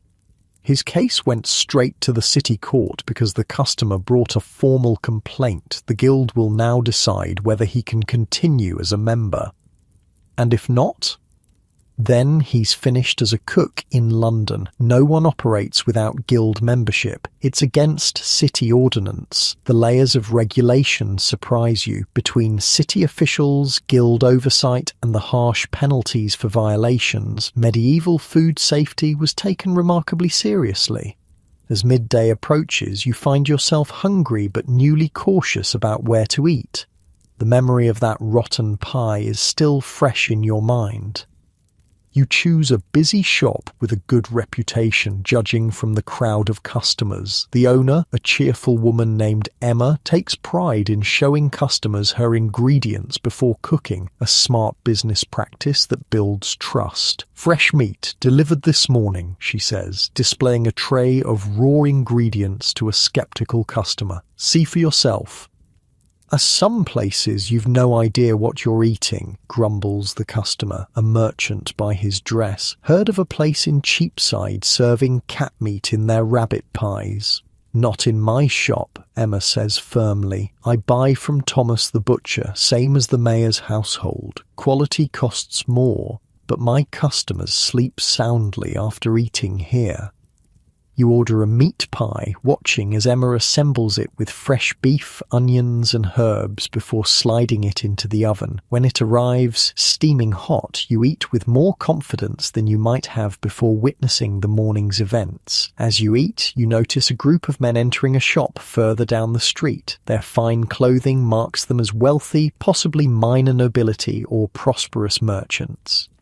Guild inspectors, says a woman sitting nearby, following your gaze, doing their rounds. They look too well dressed for guild officials, you observe. Those are the guild masters, she explains. Wealthiest cooks in London. They don't work over hot fires anymore. They own multiple shops, supervise dozens of workers, cater to noble households.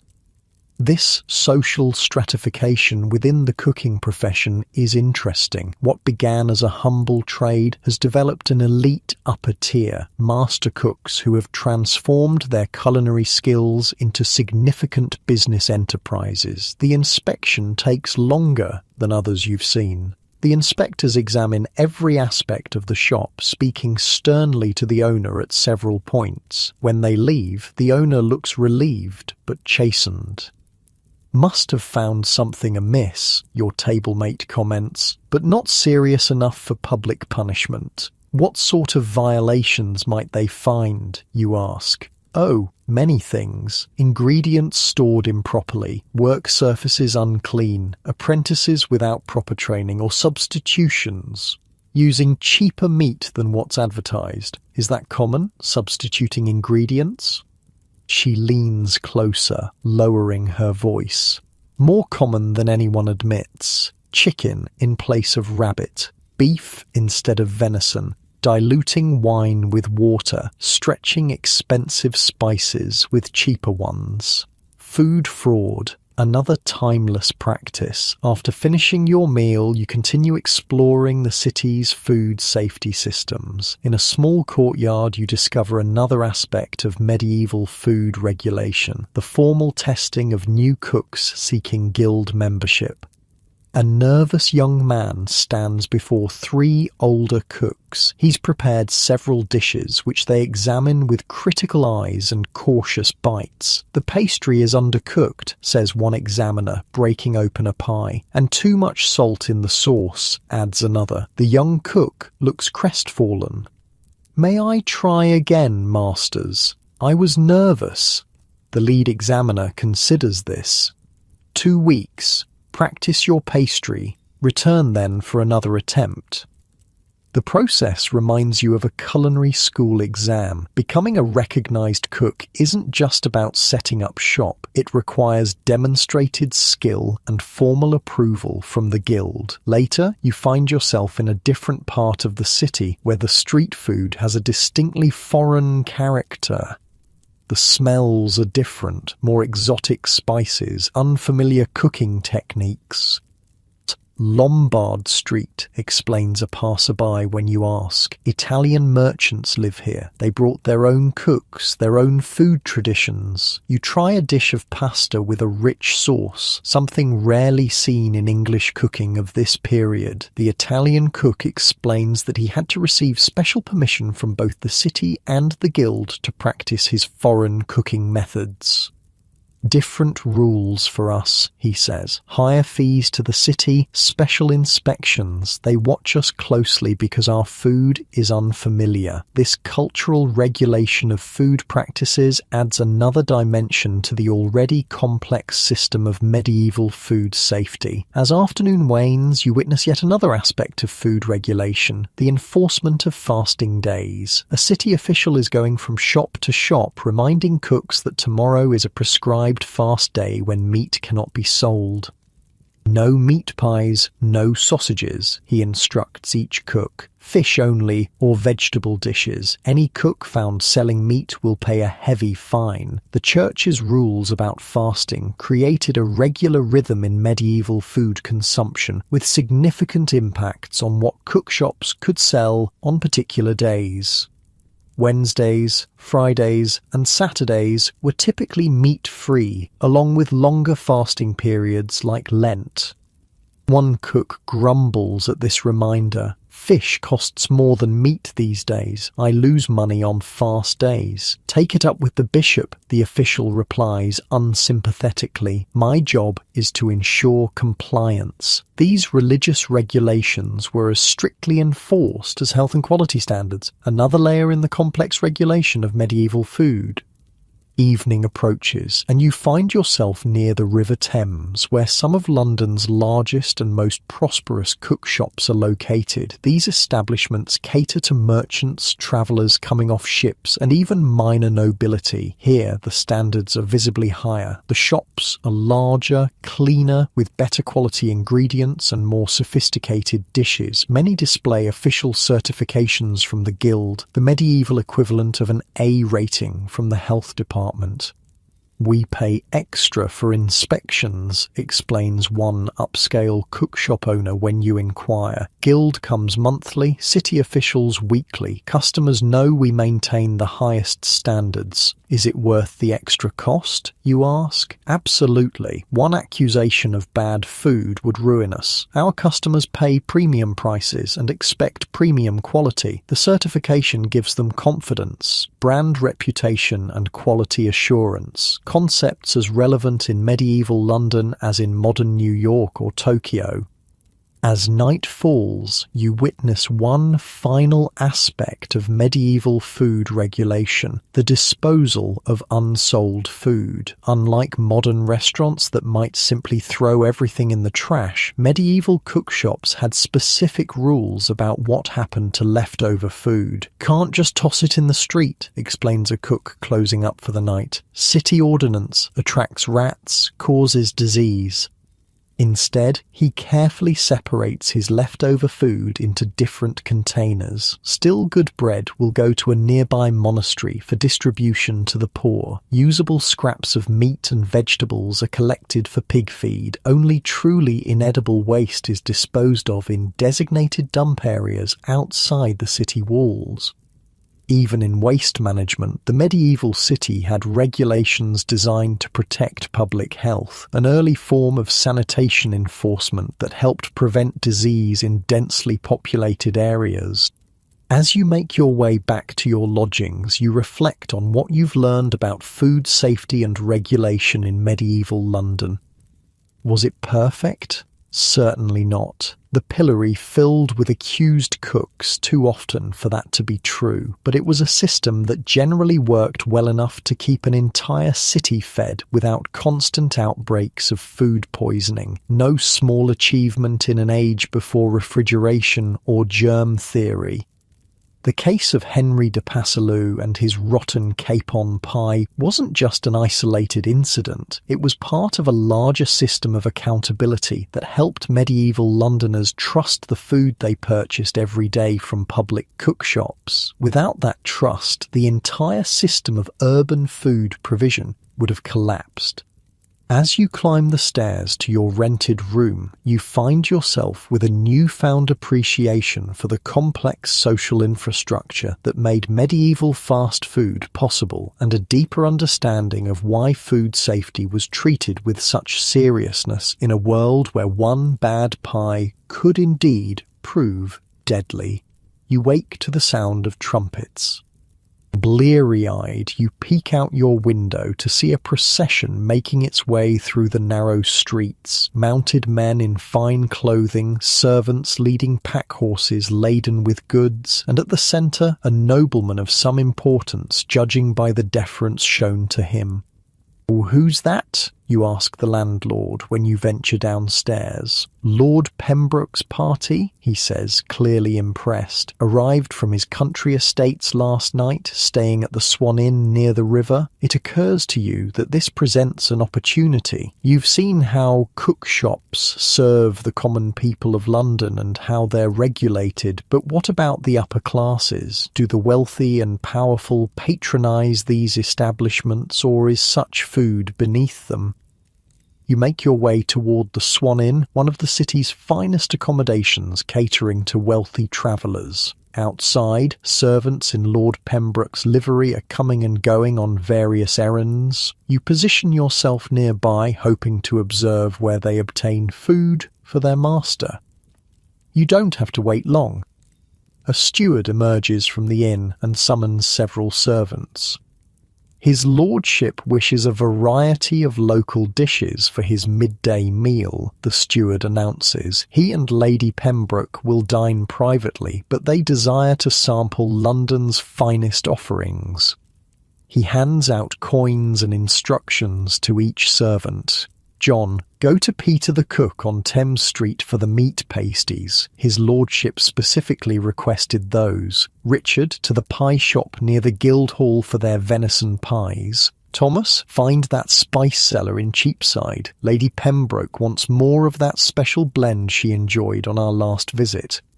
So even the nobility patronize cook shops, not for their daily sustenance perhaps, but as a culinary adventure, sampling local specialties when travelling. You decide to follow John, the servant dispatched to purchase meat pasties. He makes his way confidently through the streets, clearly familiar with the city and his destination. Eventually, he arrives at a substantial cookshop near the river, larger and more impressive than any you've seen so far. Unlike the simple stalls and lean-tos that serve the poor, this establishment has solid stone walls, large windows, and an imposing door. A painted sign depicts various savoury pies and pastries, with the name Peter the Cook emblazoned in gold lettering. Inside, the difference is even more striking. The counter is polished wood, the floor swept clean, and the cooking area is partially separated from the customer space by a decorative screen. Several well-dressed patrons are already being served, while a trio of cooks works efficiently in the background. John approaches the counter and is immediately recognised.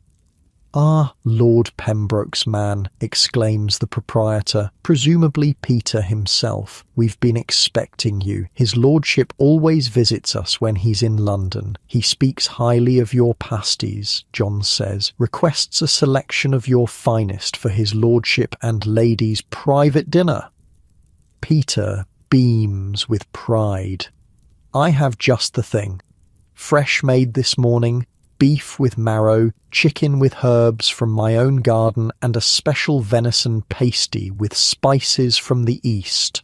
Will that suit?"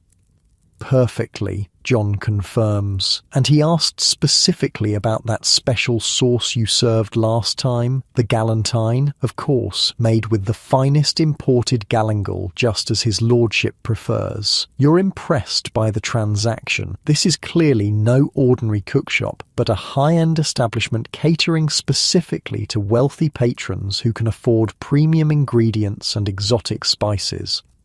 As Peter carefully packages the pasties in clean linen, you strike up a conversation with another customer, a prosperous-looking merchant waiting for his order. "Do many nobles buy from cook shops?" you ask casually. He looks amused. "From ordinary shops? Rarely. From Peter and a few others of his calibre? Certainly. The finest cook shops are known throughout the realm. Some nobles send servants from their country estates to bring back Peter's pasties when they can't come themselves." "Isn't that unusual? I thought the wealthy had their own cooks."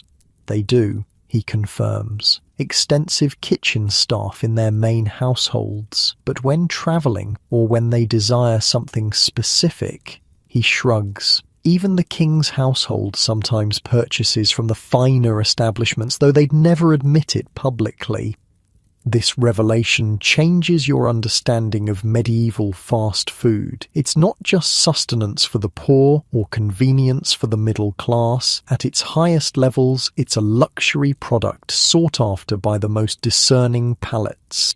When John leaves with his carefully wrapped purchases, you follow discreetly. Rather than returning directly to the Swan Inn, he makes several more stops, at a wine merchant, a spice seller, and finally at a small unmarked shop from which he emerges with a small ceramic pot sealed with wax. Curious about this last purchase, you approach the shop. Inside, a well-dressed man presides over a space filled with delicious smells. Along one wall, small pots similar to the one John carried are arranged on shelves. "Welcome," the proprietor says. "How may I serve you today?" "I'm just curious," you admit. "I saw a noble's servant leave with one of your pots."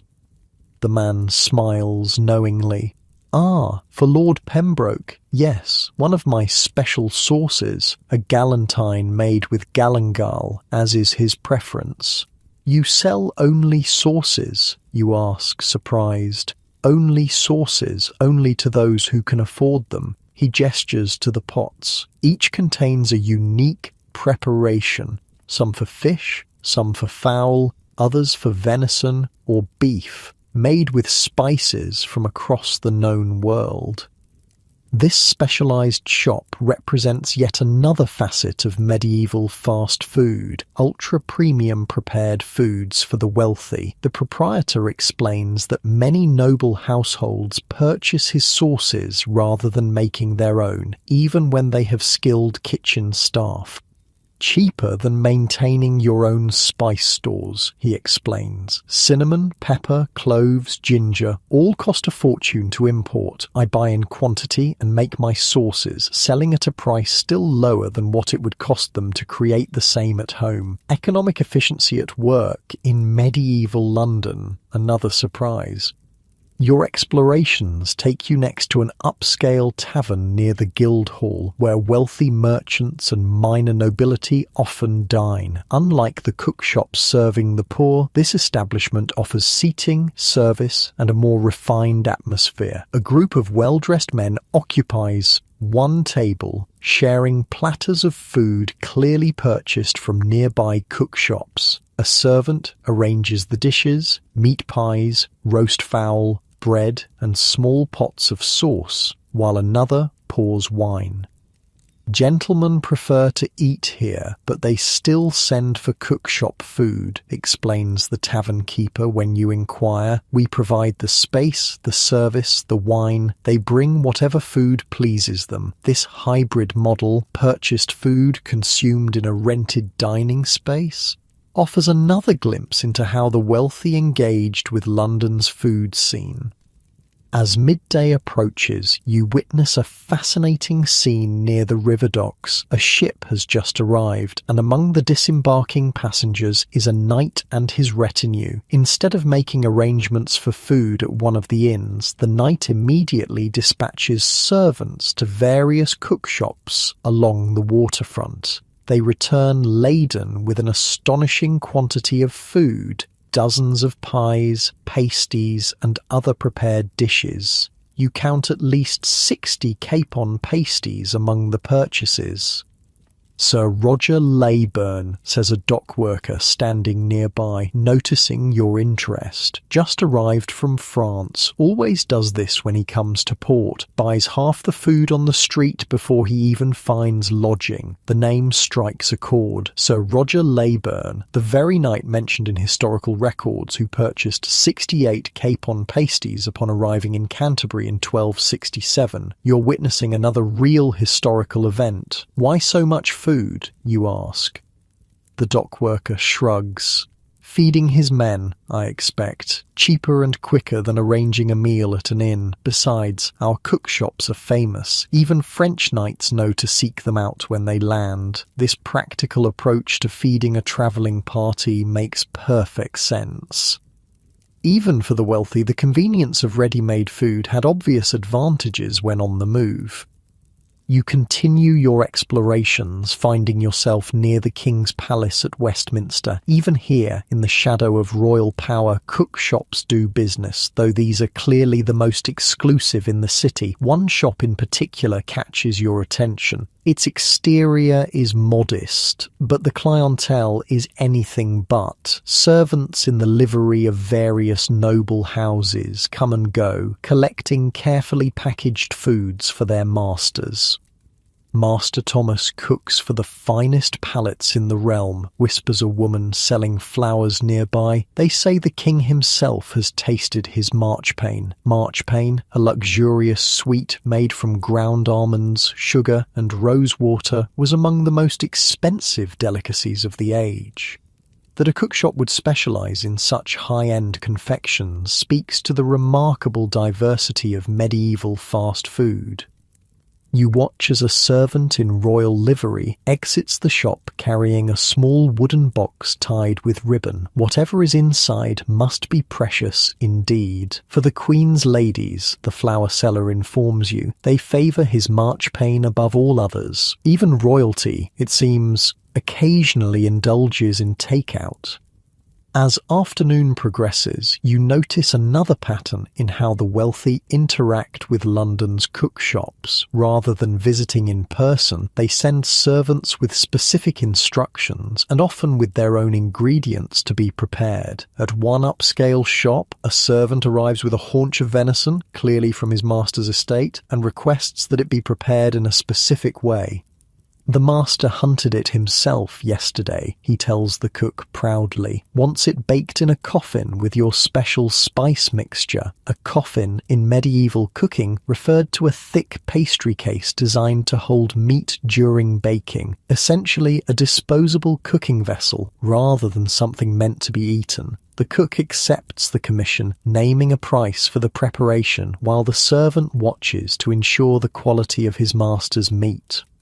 This practice, bringing one's own ingredients to be professionally prepared, was particularly common among the gentry who had access to game from their rural estates but lacked skilled cooks when visiting the city. Some nobles bring their cooks with them when they travel, explains the shop owner when you ask about this arrangement. Others find it easier to use our services. We know the city's tastes, the latest culinary fashions.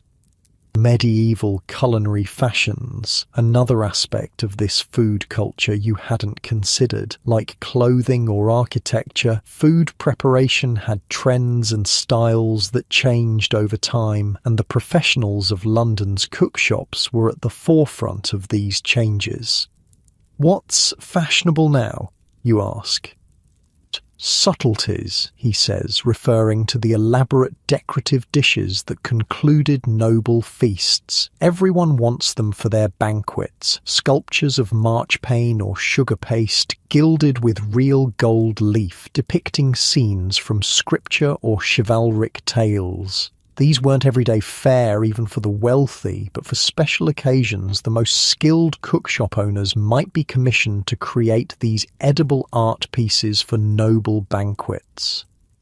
Late afternoon finds you at the riverside again, where you observe another aspect of upscale medieval fast food, catering. A wedding feast is being prepared at a wealthy merchant's house, and rather than relying solely on their household staff, the family has engaged several cookshops to provide specific dishes. Servants hurry back and forth carrying covered trays and large pots. From one shop comes elaborately decorated pies, from another roasted fowl, from a third various sweet confections.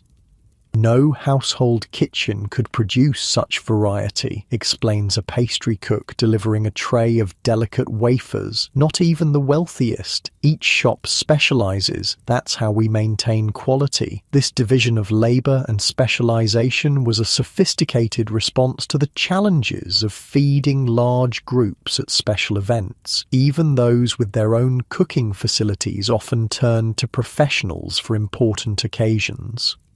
As evening approaches, you find yourself near an elegant inn favoured by foreign merchants. The clientele is diverse: Italians, Germans, Flemish, and others from across Europe. Here you notice something interesting. Many of these wealthy visitors explicitly seek out London's cookshops, not out of necessity, but out of culinary curiosity. In Florence, we have nothing like your meat pies, an Italian merchant tells his English host as they enjoy pastries purchased from a nearby shop. I come to London as much for these as for the wool trade. This gastronomic tourism suggests that London's cookshops had developed specialties recognised beyond England's borders, signature dishes that visitors sought out, much as modern travellers might seek specific restaurants or street food vendors in foreign cities. The common thread through all these observations is clear. Medieval fast food wasn't just sustenance for the poor or convenience for the middle class. At its highest levels, it represented culinary craftsmanship that appealed even to the most privileged palates. As darkness falls, you find yourself at the Swan Inn again, watching as the food purchased earlier is served to Lord Pembroke and his party. The nobleman sits at a private table, sampling the various pasties and pies while discussing their merits with his companions. Peter's pastry has improved since last year, he declares loud enough for you to overhear. The balance of spices in the venison is particularly fine. A servant offers him a small pot, the galantine sauce purchased earlier. "Ah, perfect," the Lord says after tasting. "Tell me, did you secure the recipe as I asked?" The steward bows. "The sauce maker refused, my lord, says it's a closely guarded secret passed down from his grandfather." Lord Pembroke laughs good-naturedly. "As expected. Well, we shall simply have to return to London whenever we desire it. Some treasures cannot be transported to the country." This conversation illuminates another aspect of medieval food culture, the tension between rural self-sufficiency and urban specialization. A nobleman like Pembroke would have extensive food production capabilities on his country estates, but certain refined preparations remain the exclusive domain of urban specialists.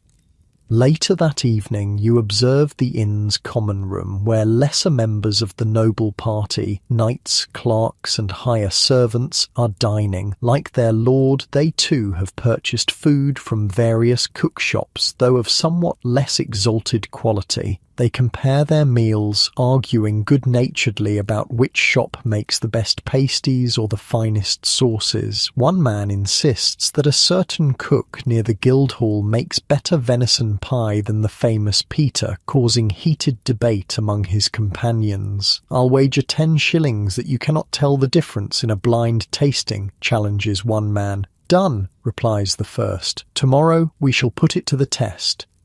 These men clearly take their food seriously, another indication that cookshop offerings weren't merely functional, but objects of connoisseurship and discernment. As the night grows later, you notice servants from various noble households congregating in a corner of the inn's yard, sharing leftovers from their master's meals and comparing notes on the best shops. "Lord Pembroke's man paid 3p for a galantine that I got for 2p from the widow on Fish Street," boasts one. "Same sauce, just without the fancy pot. Lady Howard's cook tried to copy Peter's pasties last month," adds another. "Complete disaster. Now she just sends for them whenever company visits." This servant grapevine represents another layer in the complex relationship between the upper classes and London's cook shops. The servants' intimate knowledge of the city's food landscape often guided their masters' choices, a medieval version of insider food tips. As you make your way back to your lodgings, you reflect on what you've learned about how the wealthy and powerful engaged with medieval fast food culture. Far from being beneath their notice, the finest cookshops were celebrated, sought out, and integrated into aristocratic dining in various ways. As culinary adventures when visiting the city, as practical solutions when travelling with large retinues, as specialised resources for foods beyond their household capabilities, as catering for special events and celebrations, as luxury items to be shipped to country estates. The relationship wasn't simply transactional, it was cultural. The best cookshops weren't just feeding people, they were preserving and advancing culinary traditions, developing specialties that became part of London's identity, creating foods distinctive enough to attract visitors from across Europe. For all the social stratification of medieval society, the cookshop represented a curious point of connection between classes. A nobleman might never speak to a common labourer, but both might purchase a pie from the same renowned shop, albeit of very different quality and price. This shared food culture, spanning from the poorest labourers to the highest nobility, helped define what it meant to live in or visit London, a city where no one needed to cook at home, where the street itself provided daily bread and more, where even kings might sample the wares of a particularly skilled cook. As you drift off to sleep, you wonder what other facets of this fascinating food culture remain to be discovered and what specialized delights tomorrow might bring. Morning finds you in a different part of London, near one of the city gates. You've seen the basic cook shops, witnessed food regulation, and observed how both poor and rich interact with this medieval fast food system. Today, you're curious about the specialty foods, the medieval equivalents of our tacos, falafel, or dumplings. The area near the gate bustles with activity, travellers arriving and departing, merchants setting up for the day, locals passing through on their way to work, and feeding this diverse crowd is an equally diverse array of food vendors, many specialising in dishes you haven't seen elsewhere in the city. Your attention is drawn to a small crowd gathered around a woman tending a peculiar metal contraption over a charcoal fire. As you get closer, you see it's a set of hinged metal plates with a long handle, almost like a modern waffle iron. She ladles batter onto the heated plates, closes them quickly, and turns the device over the fire. When she opens it again, out comes a thin, crispy wafer patterned with an intricate design. Hot wafers, she calls, honey wafers, sweet and crisp. A customer hands over a coin and receives one of these delicate treats, immediately breaking off a piece and popping it into his mouth with obvious pleasure. What's in them, you ask, watching the process with fascination. Flour, water, honey, she says, working quickly to prepare another. And a pinch of spice. My husband made the iron. See the pattern? That's St. George slaying the dragon. Sure enough, the wafer bears a detailed imprint of the legendary scene, rendered in crisp relief on the delicate surface. Some people buy them for the taste, she confides with a wink. Others for the blessing. St. George protects travellers, you know. Food and faith intertwined. A common theme in medieval life. These aren't just snacks. They're portable blessings combining physical and spiritual nourishment in one convenient package. A short distance away, another vendor sells a different kind of waffle, thicker, softer, more like what we'd recognize today. His cooking iron creates a honeycomb pattern, and he offers various toppings, honey, fruit preserves, even a sprinkle of expensive sugar for those who can afford it. The Flemish brought this style, he explains when you inquire. Been making them this way for 20 years now, popular with children and ladies especially.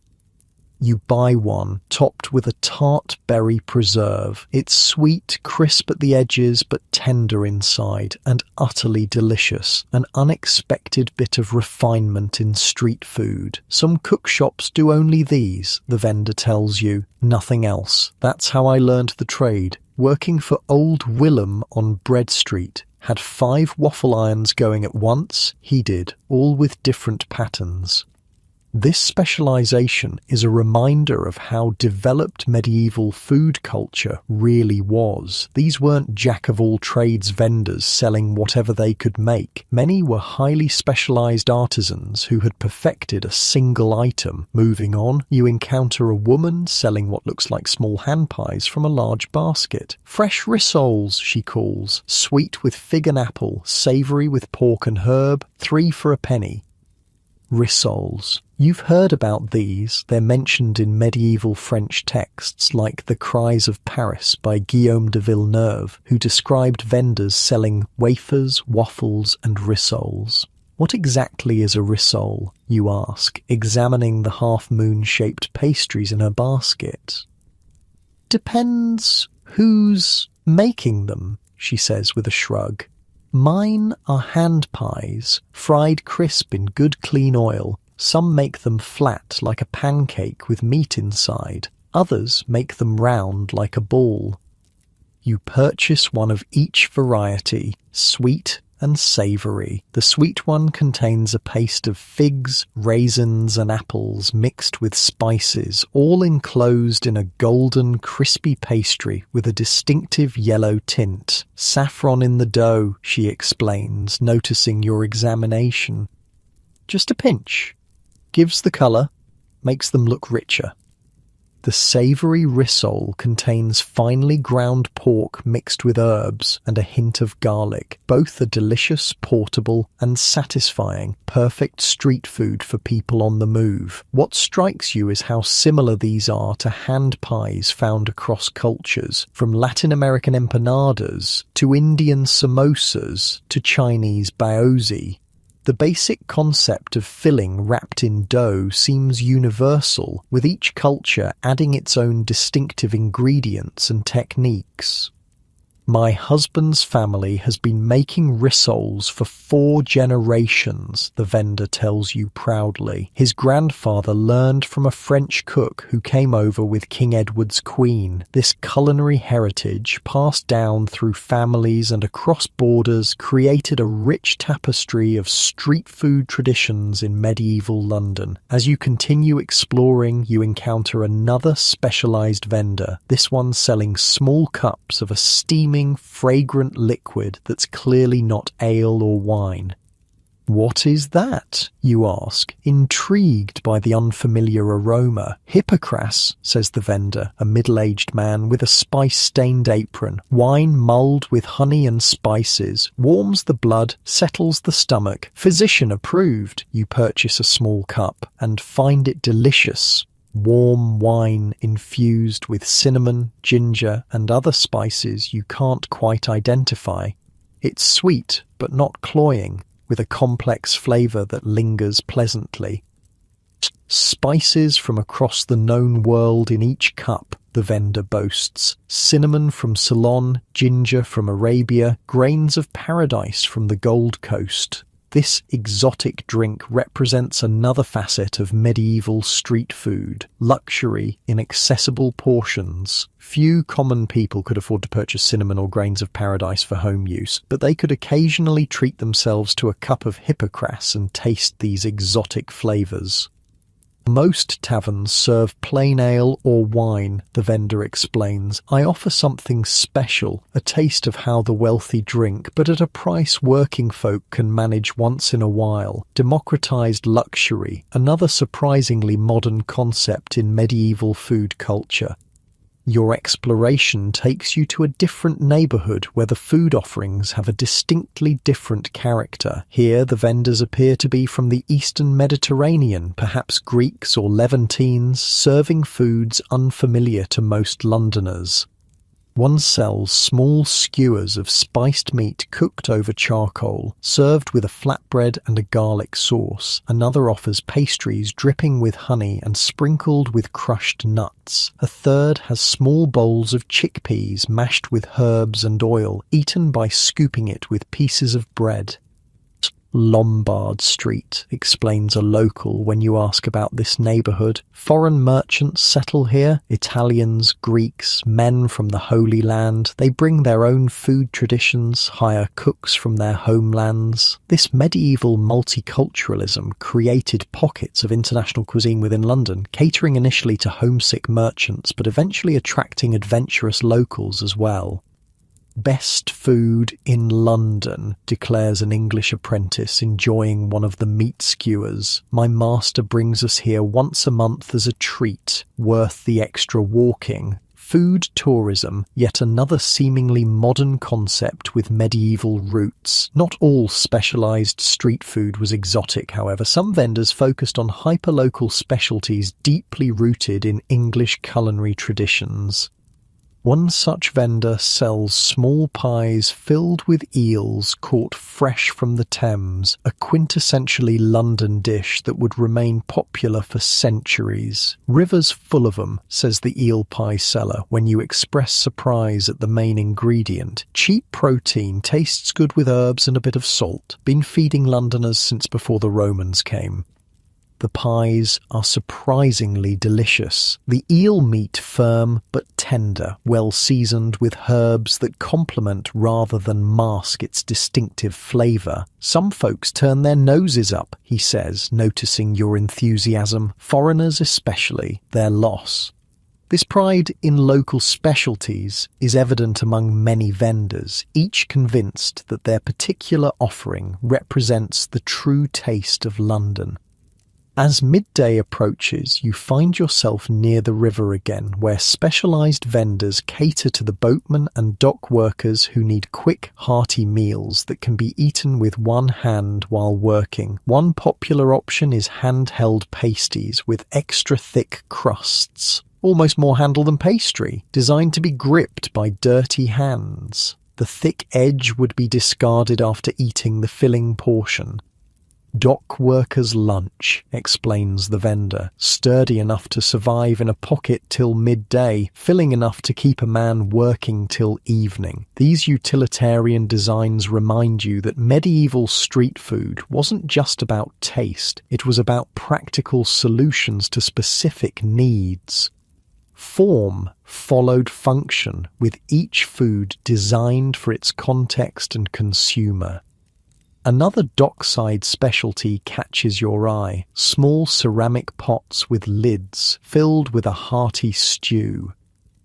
Rent the pot for a penny, bring it back tomorrow, explains the vendor. Keeps the food hot for hours, even in winter. This reusable container system offers a solution to the modern problem of takeout packaging waste. The customer pays a small deposit for the container, returns it later, and the cycle continues. Sustainable fast food, medieval style.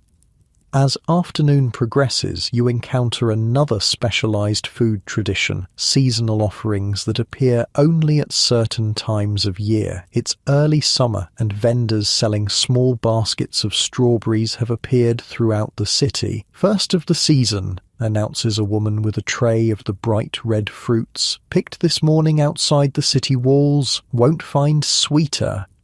Seasonal eating wasn't a trendy choice in medieval times, but a necessity. These strawberries, smaller and more intensely flavored than modern varieties, represent a brief, treasured moment in the yearly food cycle. Nearby, another seasonal vendor sells cups of fresh milk, a simple pleasure available only when cows were feeding on spring grass and producing abundantly.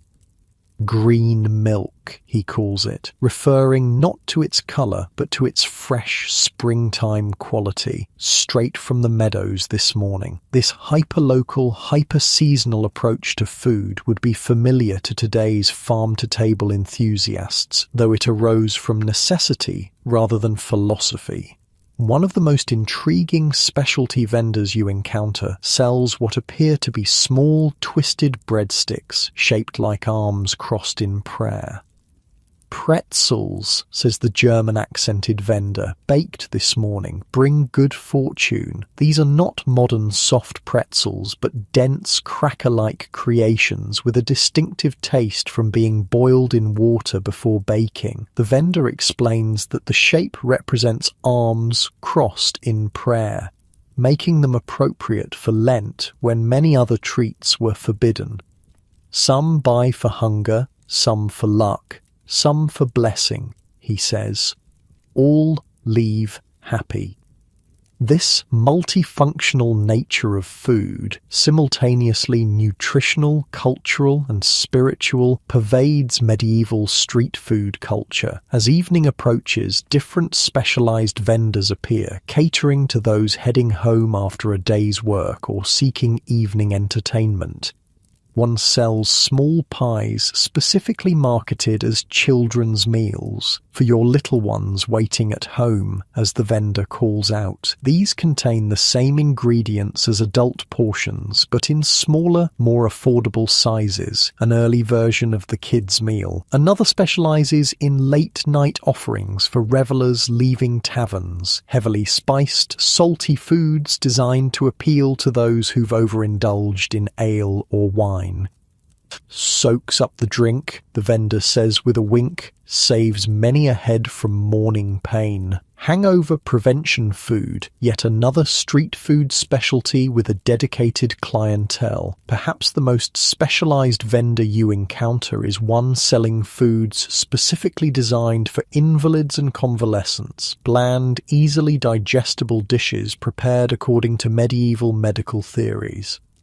"My husband delivers to sick rooms across the city," explains the woman tending this stall. "Physicians recommend our broths and grain porridges for those recovering from illness." Medieval medical food, precisely formulated and prepared by specialists rather than home cooks, adds another dimension to this complex food landscape.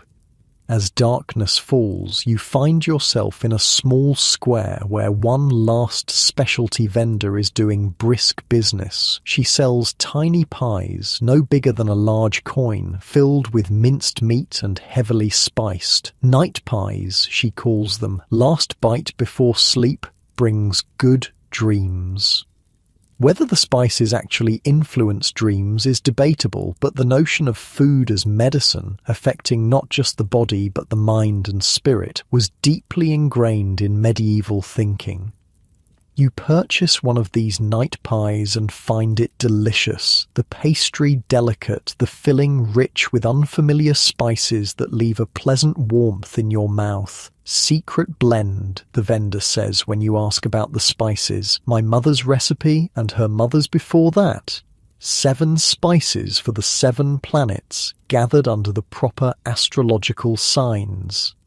This intersection of culinary art and medieval cosmology reminds you again of how deeply food was woven into every aspect of medieval worldview, scientific, spiritual, and cultural.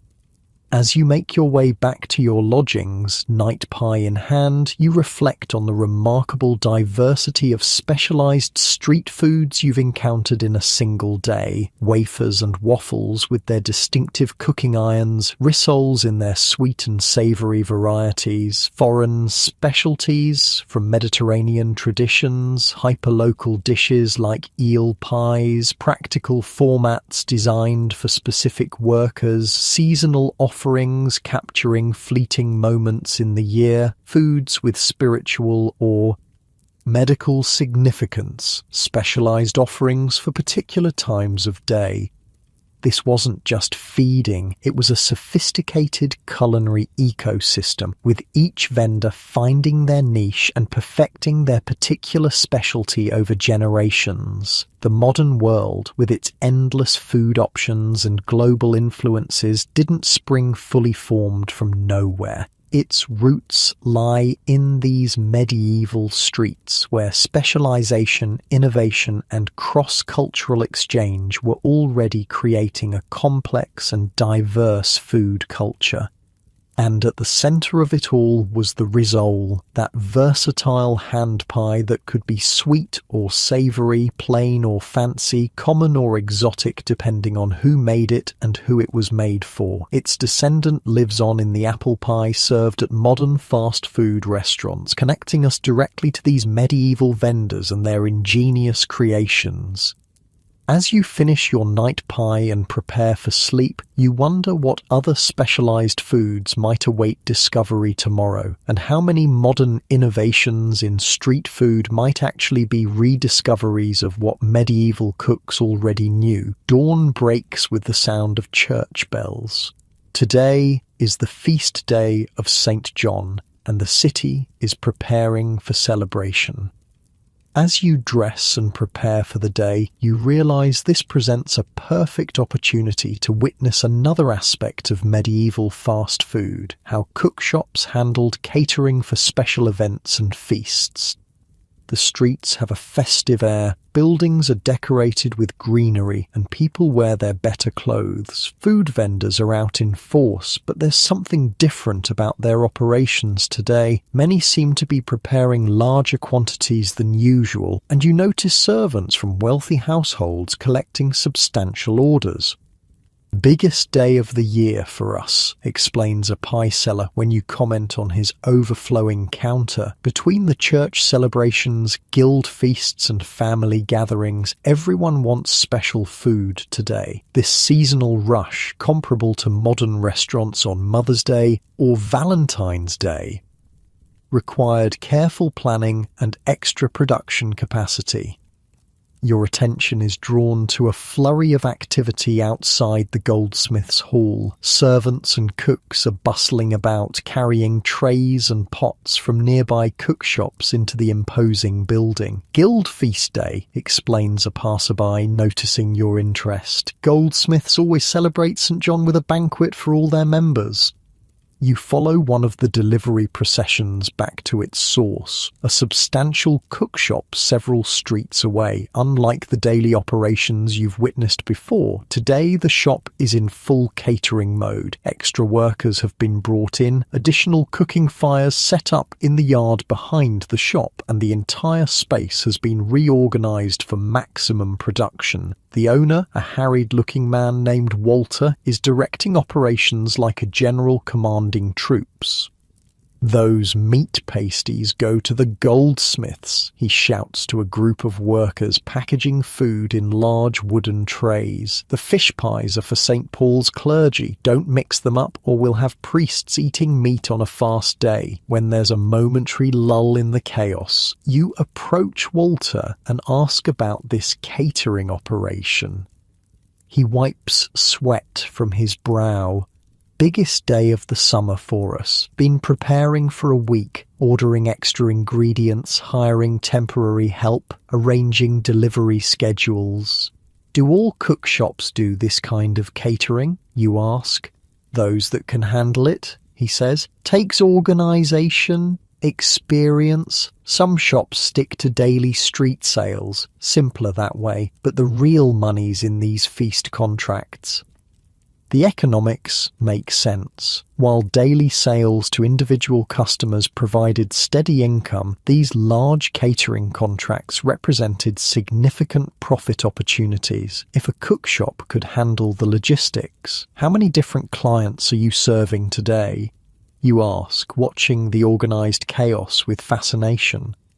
Walter counts on his fingers. Goldsmith's Feast, 60 diners. St. Paul's clergy, 40. 3 wealthy merchant households hosting family celebrations. Another 50 people total, plus our regular customers who'll buy extra for their own feast day meals. He shakes his head in mock exhaustion. 150 formal servings, plus who knows how many individual sales. The scale is impressive, especially given the limited technology available. No refrigeration, no food processors, no standardized measurements, just skilled workers with sharp knives, good timing, and deep experience. You watch as a team of workers assembles what Walter calls a subtlety, an elaborate decorative dish designed to impress feast attendees. This one is shaped like a castle, constructed from pastry and marzipan, painted with edible colours and adorned with small figures representing the goldsmiths at work. "Worth an extra shilling per guest," Walter says proudly. "My master subtlety maker trained in Paris. Only 3 shops in London can produce work of this quality." This specialised catering represents another level of medieval fast food, not just convenient meals, but prestigious high-end event production. With Walter's permission, you follow one delivery team as they transport their carefully packed goods to the goldsmith's hall. 6 sturdy men carry large wooden trays covered with cloths, moving at a careful pace through the crowded streets. At the hall, they're directed to a kitchen area where the guild's own servers will handle the final presentation. The delivery team unpacks the trays, arranging the various dishes according to a predetermined plan, and receives a signed receipt from the guild steward. "All according to contract," explains the lead delivery man. "We provide the food, they provide the service. Been doing the St. John's Feast for them for 12 years now." This long-term relationship between guilds and particular cookshops created a stable catering ecosystem. The guild knew exactly what to expect, and the cookshop could plan annually for this significant order. Your exploration takes you next to a more somber event, preparations for a funeral feast. A prosperous merchant has died, and his family is hosting a meal for mourners after the burial. Rather than attempting to prepare food in their grief, they've commissioned several cookshops to provide a complete meal.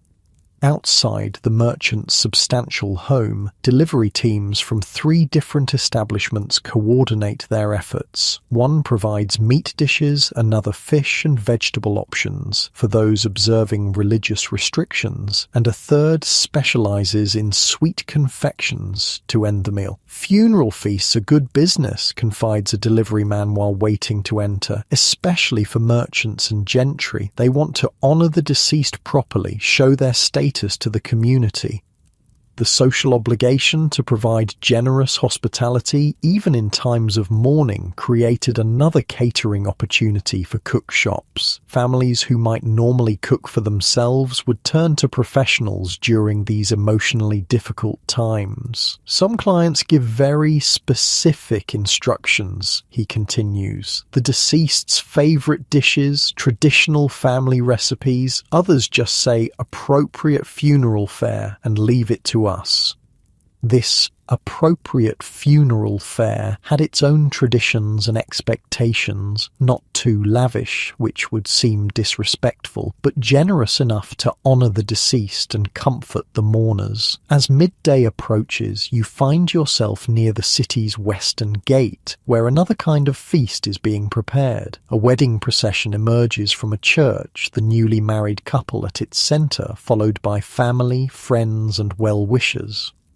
They make their way to the groom's family home, where tables have been set up in the street outside, a common practice when indoor space was insufficient for all the guests. And serving this wedding feast, a team from a local cook shop, of course. Wedding feast is half our week's income, says the cook proudly as she oversees the final arrangements. 25 guests, finest food we can produce, plus the wedding subtlety. This subtlety, an elaborate decorative centerpiece, depicts the couple standing beneath an archway of pastry flowers. It's beautiful, whimsical, and entirely edible, a medieval version of a wedding cake. Family's been coming to my shop for 3 generations, the cook tells you. Did the parents' wedding feast, now the son's. God willing, we'll do his children's too someday. This intergenerational relationship between cook shops and their clients created continuity in celebration, a shared food heritage that marked life's significant moments. The wedding feast itself is a marvel of logistics. Courses arrive in carefully timed sequence, each presented with flair by the family's servants but prepared entirely by the cookshop team. From soup to sweets, every dish has been transported from the shop's kitchen to this street-side celebration without losing its quality or temperature. No small achievement in an age without insulated containers. Late afternoon finds you at another kind of feast, a parish celebration tied to the Saints' Day. The church has commissioned food for all parishioners, funded by wealthy members but available to all who attend the service. Outside the church, tables have been set up where simple but plentiful food is being distributed. Bread, cheese, meat pies, and ale. Several local cookshops have contributed, each providing their specialty. Church feasts are different, explains one cook. Not as fancy as guild banquets or weddings, but larger scale, need to feed everyone, rich and poor alike. This democratic approach to feast days created yet another catering model, bulk production of simpler foods designed to serve large numbers efficiently. You notice that even the poorest attendees receive exactly the same food as the wealthy parishioners, an unusual moment of equality in a highly stratified society. The church feast temporarily suspended social distinctions, creating community through shared food. Only day. Some of these folks eat meat all year, says the cook, watching as children eagerly accept their portions. Makes it special, sacred even. This connection between food and sacred celebration runs deep in medieval culture. The feast day wasn't just about honoring a saint, it was about physically experiencing abundance as a community, a taste of heaven on earth. As evening approaches, you witness one final type of catered event, a merchant association gathering in a rented hall. Unlike the formal guild with its official status, this is a voluntary association of traders dealing with the Baltic region. They've hired a cook shop known for Northern European specialties to provide authentic dishes from the Baltic trading cities, a diplomatic choice that honours their business connections. These merchants value authenticity, explains the cook, who learned his trade in Lübeck before settling in London. Could get English food anywhere, but I give them tastes of home, or tastes of their trading partners' homes. The dishes are unfamiliar to most Londoners. Pickled fish preparations, rye breads, distinctive spice blends, but perfectly suited to this specialised gathering. Good business relations happen over good food, the cook says wisely. My dishes remind them of successful trading voyages, make them feel connected to their partners across the sea. Culinary diplomacy, another sophisticated function of medieval catering. As darkness falls and the city's celebrations continue, you find yourself drawn to a small, informal gathering in a neighbourhood square. Unlike the elaborate catered events you've witnessed throughout the day, this is a community affair. Each family has contributed what they can to a shared feast. But even here, the influence of the cook shops is evident. Many families have purchased special items to contribute. A pie here, a sweet confection there, creating a patchwork feast that combines home cooking with professional touches. An old woman notices your interest and beckons you to join them. Feast days are for sharing, she says, offering you a cup of ale and a slice of pie. No one cooks everything themselves anymore, too many specialised skills needed. This hybrid approach, combining home cooking with purchased specialties, feels surprisingly modern, like a contemporary host who might make the main dish but buy a professionally made dessert. Medieval families made practical decisions about what to make and what to buy. My neighbour makes the best bread, the old woman continues, but for a proper feast day pie, she shakes her head. That's best left to the cook shops. They have the right ovens, the skill with pastry. As you enjoy this community feast, you reflect on how cook shops functioned as extensions of the home kitchen, not replacing family cooking entirely, but supplementing it, especially for labour-intensive specialties or items requiring equipment few homes possessed. The night deepens and feast day celebrations begin to wind down. Servants clean up after elaborate banquets. Families return to their homes carrying leftover treats. Cookshop workers, exhausted after their busiest day in months, finally close their shutters and count their earnings. You make your way back to your lodgings, pondering all you've witnessed about medieval catering and feast days. The remarkable logistics required to serve hundreds of diners without modern technology, the specialised knowledge needed to create elaborate subtleties and prestigious dishes, the economic importance of feast day contracts to cook shop owners, the way professional catering marked life's significant moments, weddings, funerals, religious celebrations, the community-building function of shared meals, whether elaborate guild banquets or simple parish gatherings. This wasn't just feeding people, it was facilitating the ceremonies and celebrations that gave meaning to medieval life. The cookshops weren't just businesses, they were cultural institutions that helped communities mark time, honour traditions, celebrate achievements and mourn losses. As you drift towards sleep, you realize that these medieval caterers were doing exactly what their modern counterparts do, using food to help people celebrate what matters most. The technology has changed dramatically, but the essential human desire to mark special occasions with special food remains constant across the centuries. And in that continuity lies a profound connection between those medieval feast days and our own celebrations, a shared understanding that breaking bread together, whether in joy or sorrow, strengthens the bonds that make us human. You wake to the gentle patter of rain against your window. After days of exploring medieval London's vibrant food scene, you find yourself thinking about connections, the threads that tie those ancient cookshops to our modern world of drive-thrus and delivery apps.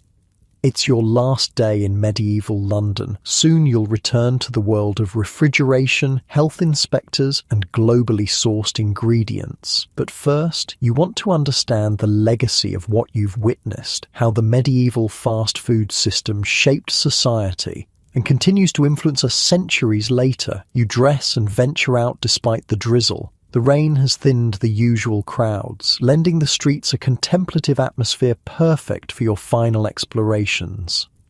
At a small cookshop near your lodgings, you find shelter and purchase a hot pie for breakfast. The owner, a thoughtful older man named Thomas, seems in a philosophical mood himself this morning. Been making pies for 40 years, he tells you, watching the rain through his open shutters.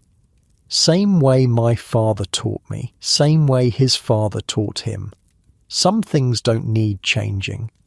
This continuity strikes you, the unbroken chain of knowledge passed down through generations of cooks, preserving techniques and recipes that worked well in their context. What's changed in your lifetime, you ask? Thomas considers this. Tastes shift. When I was a boy, we used more ginger, less cinnamon. Prices rise and fall with the harvests. But the essence, he gestures to his shop. The hearth, the counter, the basic tools, much the same. You think about the fast food restaurants of your own time, how despite all the technology and corporate systems, they still revolve around the same basic premise as Thomas's shop, providing quick, affordable, ready-to-eat food to people who can't or won't cook for themselves. Do you ever wonder what this will all look like in the future, you ask? Hundreds of years from now? Thomas laughs. Hard enough to predict next season's grain prices, let alone centuries ahead, but people will always need to eat, won't they? Always be some who can't cook for themselves, others who make their living feeding them. His simple observation captures something profound about the persistence of fast food as a concept. The specifics change, from medieval meat pies to modern hamburgers, but the fundamental human need remains constant. When the rain eases, you continue your walk through the city. Near the river, you pass the spot where you first encountered the upscale cookshops catering to wealthy patrons and travellers. Today, you notice something you hadn't before, how the entire neighbourhood has developed around this food culture. Inns and taverns cluster nearby, offering accommodation to visitors who come for business at the docks. Spice merchants have their shops within easy reach of the cookshops that buy their wares. Even the street layout seems designed to funnel hungry travellers toward the food vendors.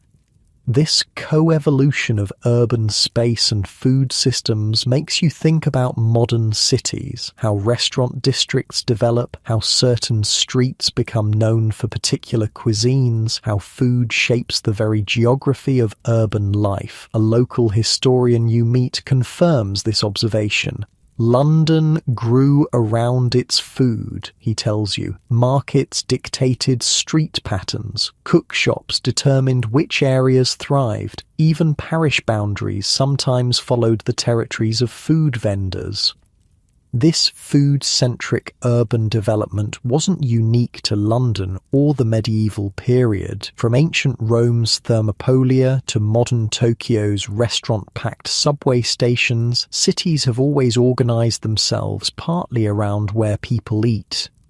Your wanderings take you to a quiet courtyard where an elderly cook is teaching an apprentice how to make a perfect pastry crust. You watch, invisible to them, as centuries of accumulated knowledge pass from one generation to the next through demonstration, correction, and practice. Not so much water, the master instructs. Feel the texture, like fine sand just holding together. There, that's right. This tactile knowledge, impossible to fully capture in written recipes, represents one of the most important legacies of medieval cookshops. They were living repositories of culinary wisdom, preserving and refining techniques that might otherwise have been lost. Many of these techniques have survived to the present day, though their origins are often forgotten. The laminated dough used for modern croissants, the raised coffin crusts of meat pies, the particular way a waffle iron creates its distinctive pattern, all have medieval antecedents passed down through an unbroken chain of practitioners. By midday, the rain has stopped completely, and you find yourself in a small square where a group of modern-minded cooks are discussing innovations. Unlike Thomas with his commitment to tradition, these younger cooks are eager to try new ingredients and methods. "Merchants brought back a new spice from the East," one says excitedly. "Like pepper, but sweeter, with a hint of warmth. Changes the entire character of a meat pie." "I've been experimenting with different fats for frying," says another. "Duck fat makes the crispest rissoles, though it's costly." This spirit of innovation and experimentation was as much a part of medieval food culture as tradition. Cookshops were places where new ideas could be tested, where successful innovations spread quickly through a network of professional practitioners.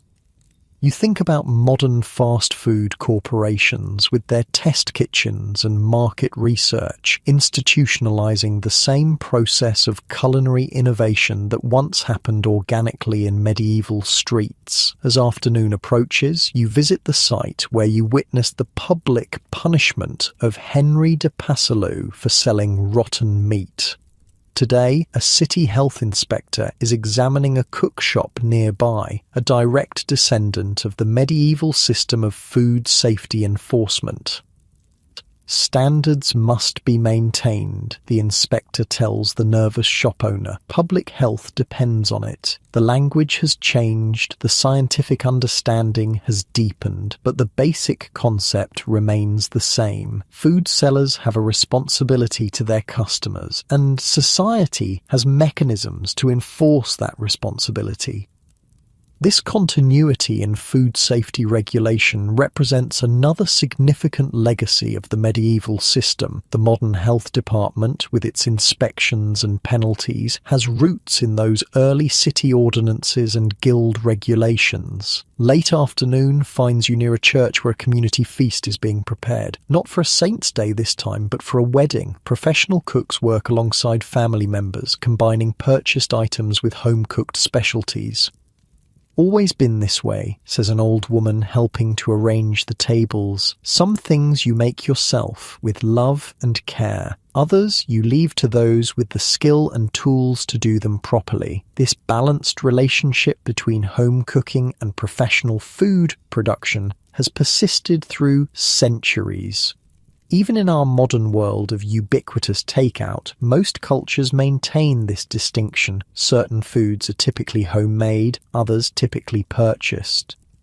As the wedding feast begins, you observe how the shared meal strengthens community bonds. People who might normally have little interaction find themselves breaking bread together, sharing conversation, building connections. "Food brings us together," says the old woman, watching the celebration with obvious pleasure. "Always has, always will." This social function of shared eating spaces represents perhaps the most important legacy of medieval cookshops. They weren't just places to purchase calories, they were community hubs where people from different walks of life encountered each other, exchanged news and ideas, developed relationships. Modern fast food restaurants still serve this function to some degree, though often in a more limited way. The medieval cookshop, with its lack of seating and emphasis on takeaway, finds its closest modern parallel not in McDonald's but in the food truck, the street cart, the takeout counter, places designed for purchasing food quickly rather than lingering over it. As evening approaches and shadows lengthen, you find yourself drawn back to the first cookshop you visited on your journey, the one where you purchased that initial meat pie and began your exploration of medieval fast food. The same woman still tends the counter, calling out passers-by about her fresh, hot pies. When she notices you, a flicker of recognition crosses her face. "Back again?" she says with a smile. "Found what you were looking for in our city?" "I think so," you tell her. "I've been learning about cookshops and how they fed medieval London." She laughs. "Nothing medieval about it to us, just life as it is. People need to eat, we provide the food, simple as that." Her perspective reminds you that what seems like history to us was simply everyday reality to those who lived it. They didn't think of themselves as medieval any more than we think of ourselves as whatever label future historians might apply to our era. "Will you miss our cookshops when you're gone?" she asks, somehow sensing that you're near the end of your journey. "Very much," you admit. "There's something real about them, honest." She nods, as if this makes perfect sense. Food should be honest. No pretending humble ingredients are fancy. No disguising old meat as fresh. Just good food at a fair price, made with skill and care. This straightforward philosophy, good food at a fair price, made with skill and care, transcends time and place. It applied to the best medieval cookshops, and it applies to the best food businesses today, whether high-end restaurants or corner taco stands. As night falls gently over London, you make one last circuit of the city, saying silent goodbyes to the places and people you've encountered. The cookshops are closing for the night, hearth fires banked, counters cleaned, leftover food distributed or stored for tomorrow. In the quiet streets, you reflect on all you've learned about medieval fast food. How it made urban life possible by feeding people who couldn't cook at home. How it created specialized culinary knowledge that might otherwise have been lost. How it connected communities through shared food traditions. How it balanced innovation with continuity, novelty with reliability. How it shaped urban development and public health policies. How it served both practical needs and social functions. How it reflected social hierarchies while occasionally transcending them. And perhaps most importantly, how it reminds us that our modern food systems didn't emerge from nowhere but evolved gradually from these earlier structures, carrying forward both their strengths and their weaknesses. The concept of fast food, convenient, ready-to-eat meals prepared by specialists for immediate consumption, wasn't invented by Ray Kroc or the White Castle brothers. It has existed as long as cities themselves, adapting to different technologies, ingredients, and cultural contexts while maintaining its essential purpose. Back in your rented room, you lie in bed and close your eyes. The sounds of the medieval city gradually fade, the distant calls of night watchmen, the occasional rattle of a late cart on cobblestones, the soft murmur of the Thames flowing past the city walls. You think about all the people you've met on this journey through medieval London's food landscape, the cookshop owners and their apprentices, the food vendors and their customers, the guild officials and city inspectors, the wealthy patrons and poor labourers, all connected by this intricate web of food production and consumption. Each played their role in a system that, for all its differences from our modern world, would still be recognizable to us in its basic functions. People needed to eat. Some made their living by feeding others. Some regulations ensured fairness and safety. Traditions provided continuity, while innovations brought change.